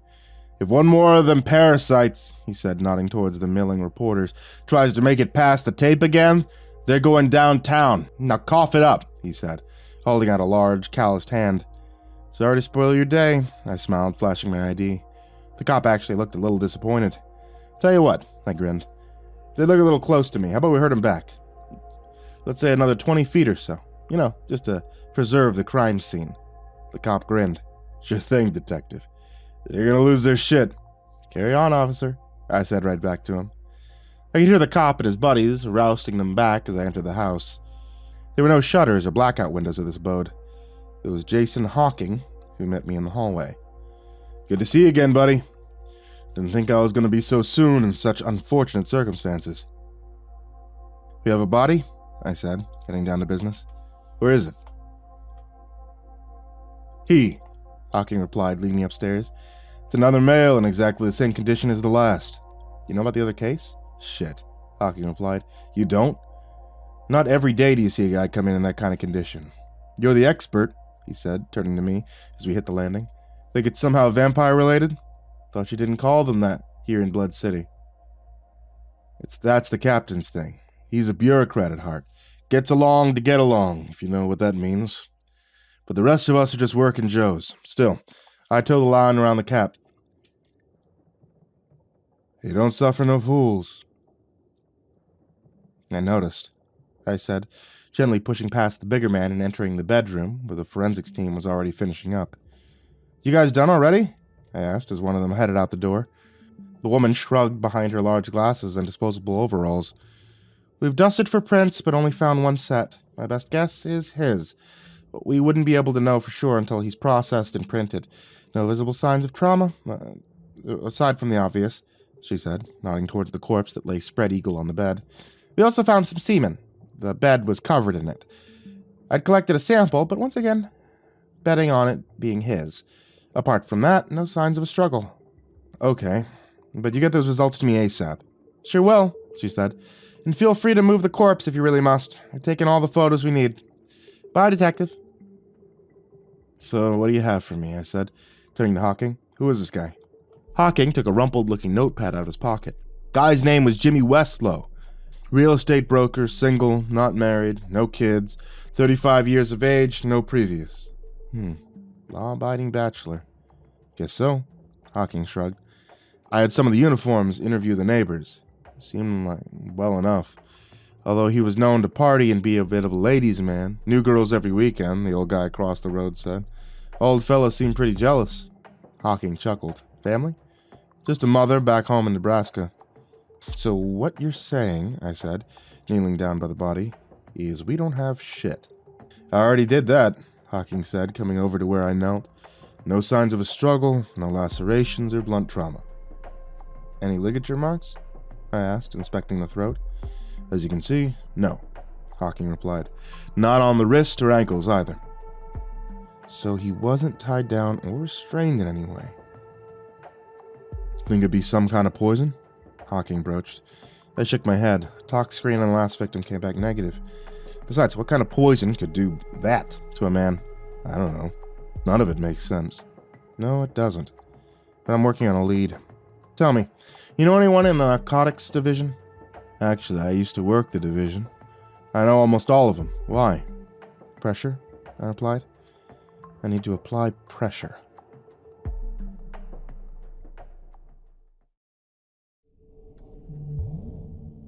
I went home early that night. The case was going nowhere until we got the tox screenings back, and all the other cases were suspended until the thing was solved. This told me one thing. If nothing else, someone high up wanted this thing resolved, and quickly. I went to bed and fell almost instantly asleep. I dreamed of decaying bodies floating in a river of blood, then woke with a start, my phone blaring in my ear. Quickly, I checked my watch. 6 p.m. I had slept most of the day away. Cursing, I snatched up the phone. I was greeted by an angry female voice. You son of a bitch, the voice hissed. Hello, Bella, I grinned, instantly recognizing her soft southern drawl. You don't hello me, John Carver. I had a visit from the city's narco squad this afternoon. They just happened to find drug paraphernalia on my premises. I am officially shut down whilst under investigation. Well, shit, Bella, that's unfortunate, I said. But why tell me? You know damn well why I'm calling you. You did this to me. You want my help? Fine. A car will pick you up outside your apartment in exactly 20 minutes. You've been granted an audience. An audience? I said, frowning onto the phone. An audience with who? Oh, you'll find out, John Carver, she hissed at me. I've done all I can. Now, call off your dogs. Now, wait a damn minute, Bella. I'm gonna need a little more information than that. Your safety's been guaranteed, John Carver. Now, I suggest you hurry up and get outside. She doesn't like to be kept waiting. And just like that, the phone clicked dead in my hand.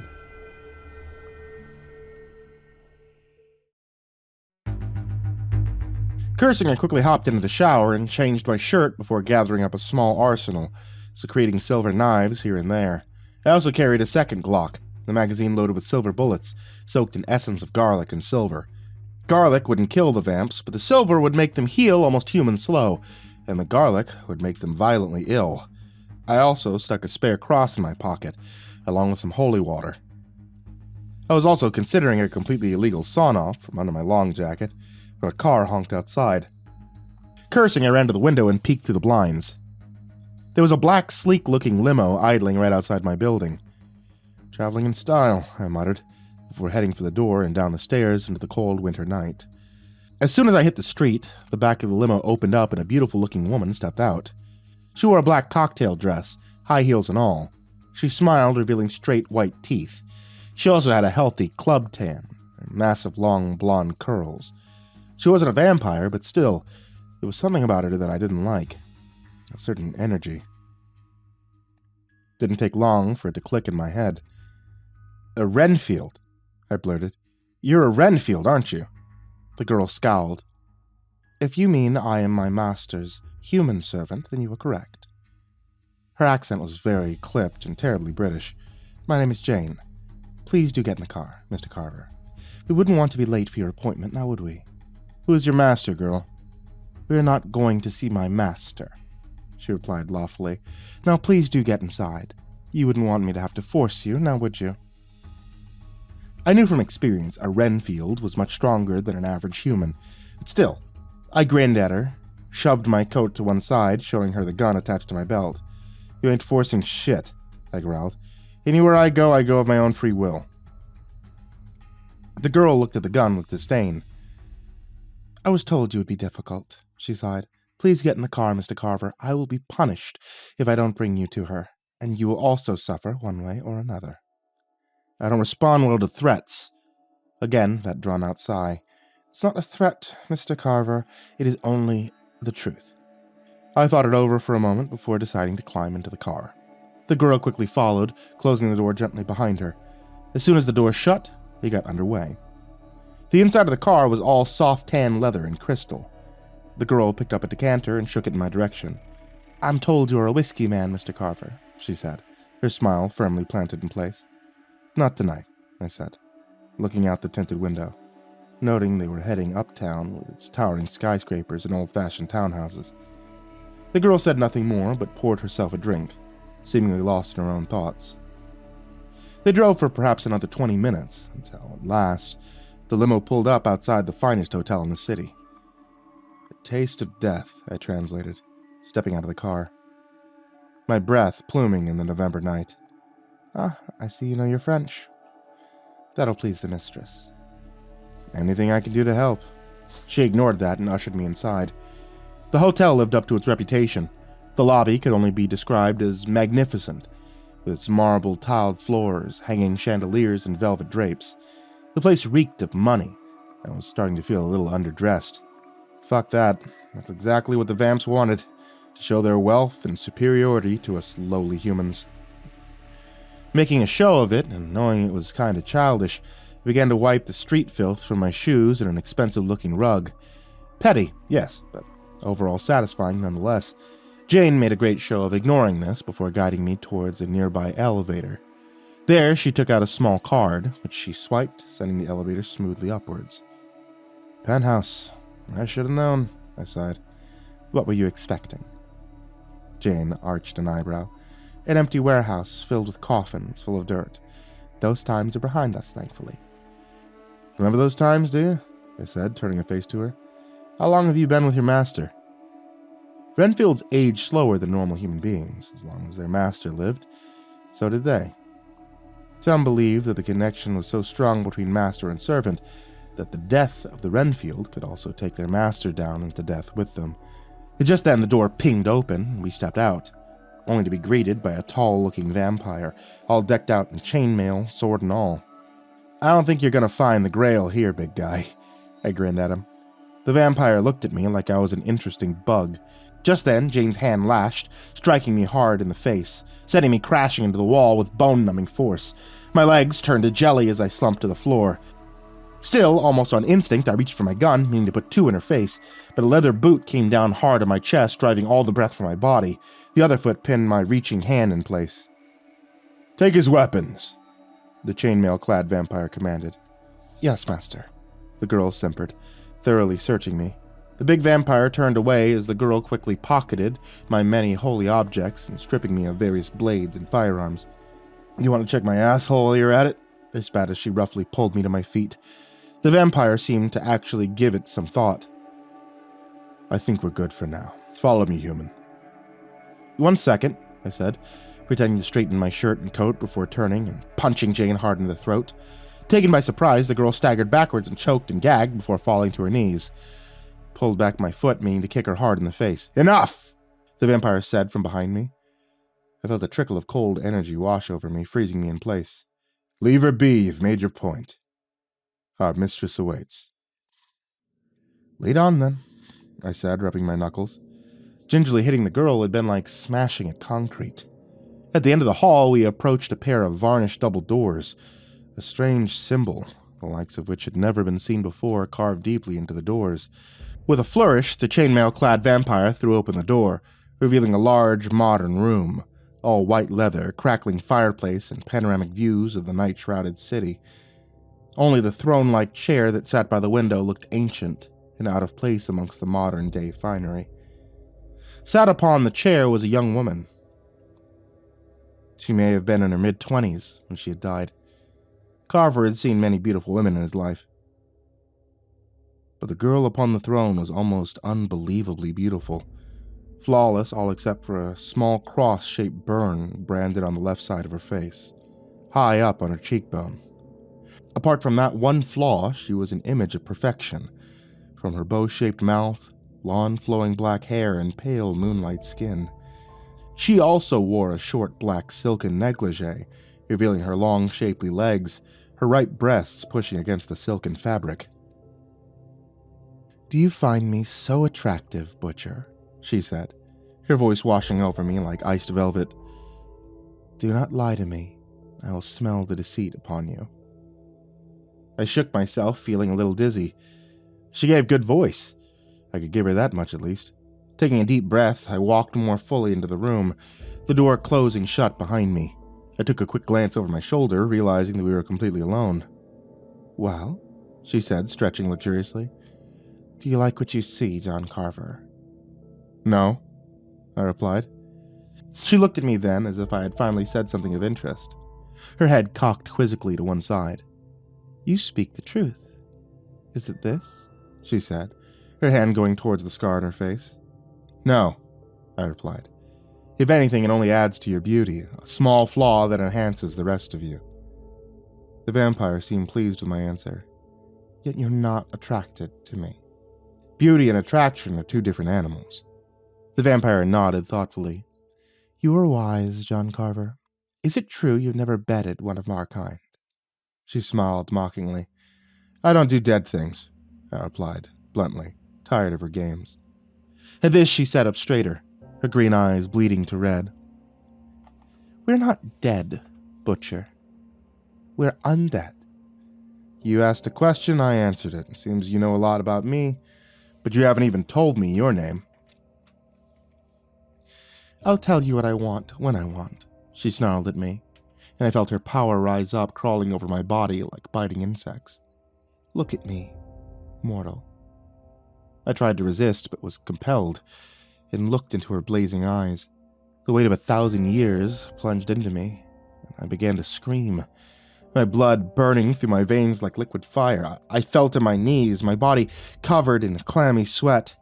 The pain was terrible, unbearable, and I could feel my body beginning to shut down, my vision fading, and then, just like that, the pain was gone, and I sank onto all fours, sweat dripping from the tip of my nose as I learned how to breathe once again. The vampire loomed above me. "I like you down there, Butcher, on all fours like the dog you are. To answer your question, my name is Livia, and I am master of this city. The next time I ask if I am beautiful, you merely say, yes." "You told me not to lie," I gasped. "Oh yes, I did, didn't I?" she giggled. "I suppose some would call me fickle." That said, she kicked me hard in the head and I went away for a little while. When I awoke, I was lying on the sofa, the girl Jane pressing a damp cloth to my face. As soon as my eyes creaked open, she dropped the wet cloth on my face and stormed from the room. "I don't think she likes you, John," Livia chuckled from her place by the fire. She was sipping from a glass gauntlet that held a thick, viscous-looking fluid that could only be blood. I sat up a little too quickly, wincing at the pain in the side of my face, hands quickly checking my throat, fearing the worst. Again, the vampire chuckled. "Don't worry, John. It's not yours. I don't go where I'm not invited." "Good to know," I muttered. "I didn't come here to get the shit beat out of me." No, you came here for my help with these murders of yours. Or so Bella tells me. I hope her business is up and running again, John. She's under my protection. Your little stunt closed her down. That undermines me. I've killed for less. Do you believe me?" "Oh yeah, I believe it." "Good. Then now we know where we stand. I've decided to help you after all. By helping you, I'll also be helping myself." "How's that?" I said, slowly climbing to my feet. "A picture's worth 1,000 words. Come," she said, draining a glass. "Follow me." I did as she bid, trailing behind her as we left the room and heading down the hall. At the door closest to the elevator, she stopped and stepped inside. Immediately, my senses were assaulted by the smell of rot and decay. I shoved my face into the crook of my arm, trying to escape the terrible miasma. Livia, however, completely ignored the smell, even though I knew it must have been 100 times worse for her. "In here," she said, opening a door that led to the master bedroom. I glanced over her shoulder, not sure exactly what I was seeing. There was a corpse in the room, in exactly the same condition as the other 2 bodies I was investigating. But for some reason, the body was chained to the bed. "The hell's going on?" "Go see for yourself," Livia said, stepping aside. I moved into the room and approached the corpse, noting the thick chains. I reached out a hand, meaning to push the covers aside, when the corpse's eyes shot open. It lunged for me, screaming and straining against its bonds. "Fuck!" I cursed, leaping back. Suddenly, Livia was there. "Sleep," she crooned. looking into the thing's eyes. "Sleep, my love. Sleep." The thing became still, its body sagging as its eyes slowly closed. "Jesus, how the hell is he alive? Why don't you kill it? End its suffering?" But Livia only shook her head sadly, and I suddenly understood. "He's your human servant, isn't he?" "Yes." She turned to me. "To destroy him is to destroy myself. For 600 years we've been together. We are too tightly bonded, but that's not the only reason. I love him, John Carver, as much as my kind can love. I love him." "That's how he survived the attack," I said, as she led us from the room. "Your power, your bond, it kept them alive?" We were back in her suite now, and she went straight over to the dying fire as if desperate for its warmth. "Yes. Our bond is the only thing keeping him alive. Tell me, John Carver, is it true what they say about you?" She glided over to me, her hands going to the bruise on my face. "Already starting to heal," she whispered. "If it's true, John Carver, you are the only mortal in the history of our kind to survive such a thing." I quickly stepped back from her. "Tell me what's doing this," I said, sitting on a nearby sofa, trying hard to put some distance between us. "Tell me how to stop it." Livia sighed, taking her place back by the roaring fire. "There are many creatures of the night. The Vampire Council has forbidden us from speaking of such things to mortals, but surely you, who have seen so much, must have some knowledge of this." "I've heard of such things," I replied, voice carefully neutral. "I've never actually seen any of them. Only your kind, and only because you choose to reveal yourselves to us. If you hadn't, it'd still be nothing more than a myth used to frighten children." "Yes, the myth. Would it surprise you to know many of us wish to stay that way? But some of us were happy in the shadows. Thousands have joined our ranks. What was once a gift only bequeathed to a select few is now sold for a sip of blood, or even worse, money. But this is neither here nor there. The creature you seek is a succubus, John. A true cousin of my kind, but instead of blood, they feed off energy. Sexual energy. They literally fuck their victims to death. It's this creature that's terrorizing the city, my city, and I want it gone. But more than that, I want revenge for what it did to Samuel. And you want me to kill it?" "Yes, John, I do," she turned to me, smiling seductively. "I do, indeed." "Why don't you go after this thing?" I frowned. "Why not kill it yourself? You have the power and the resources, surely." "I'll tell you something now, John, something the Vampire Council would never allow one such as you to know. The bite of the succubus is lethal to vampires. Even a scratch from her claws can cause sickness and eventual death. And so, even though they are few in number, we have always given them a wide berth. But now it's personal, and I want it dead." I nodded. I could understand revenge. But the big question is how? How does one kill a succubus? There are many myths and folklore on the subject, such as making the succubus fall in love with you, and then slaying it mid-coitus, but it's all bullshit. Fire will kill the creature, or beheading. Personally, I'd apply both, just to be sure, then scatter the ashes. I'm quite sure that you have had practice with all of these things. Yeah, I replied, standing. But how do I find it? That, John, is up to you. But I want it done, and I want it done fast.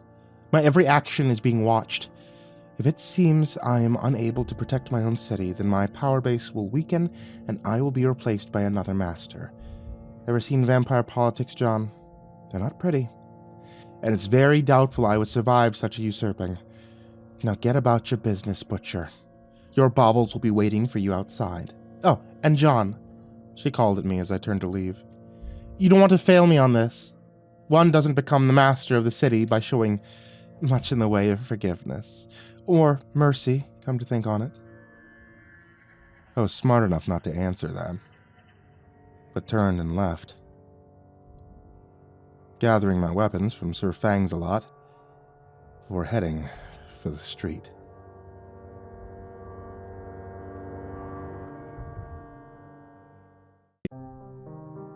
I just want to point you guys in the direction of the snake's paw. Now, if you guys are listening right now on a podcast, then hey, you're pretty much already there. If you're not listening on the podcast and you're listening on the YouTube, then hey, you're basically already there. The Snake's Paw is written by Jack Townsend, who also happens to write Tales from the Gas Station, and Finding Vanessa, which I've heard that some of you people like. If you want to find some more of his amazing writing, as well as a full cast of voices that is brought to life within this amazing podcast that's hilarious and frightening at the same time, then I strongly, strongly suggest you check it out. That's The Snake's Paw, and you can also go to thesnakespaw.com. A big thank you to Jordan Alexander Sanchez, Jakob Fenske, Stephanie Butler, Jordan Humble, Chance Burnett, Diana Kraus, BrimstonePandemonium, Caltuna, William Wellington, Emma, Brenna, LaQueda Canizales, Smiley the Psychotic, Dante, Kinkade, SimbasBloodyMojo, Mephistopheles, CursepoxPrimarch, Bastion Beefcake, M, Jesus Cornejo, Yarghoul, Clownible, Amber Clark, Jay Kearns, Dakota Lane Whetstone, Himbo Jerry, Crusader Chocobo, Adamarius, Estabine, Nate Cull, Our Minsect Time, Xylobones, Angelus, Seclude, Salty Surprise, Lebeda Galvin, That Creepy Chick, Red Shadow Cat, Turtleman, Carolinian, Mr. Marcus Blitz, Ika Limchok, Dirty Diver 030, Matt Bach, Voice of Sand, Picamel, Melted Lake, Tali Sue, William King, Darth Miver, Sashi Suzaku, Coconut 509, Stricket, Freddy Krueger, Lisa Cottrell, Hades Nephew, Acid System, Mog, Kiwi the Sloth, Fester's Lampshade, Nico Kyle, The Ginger Bros, Aaron Stormcrow, Daniel Polson, and Corey Kenshin. To all of you guys, I cannot thank you enough. Thank you for being a huge support to me. Thank you to everybody who's in the description down below, and thank you to everyone who can even support $1 just on Patreon to help keep the content coming.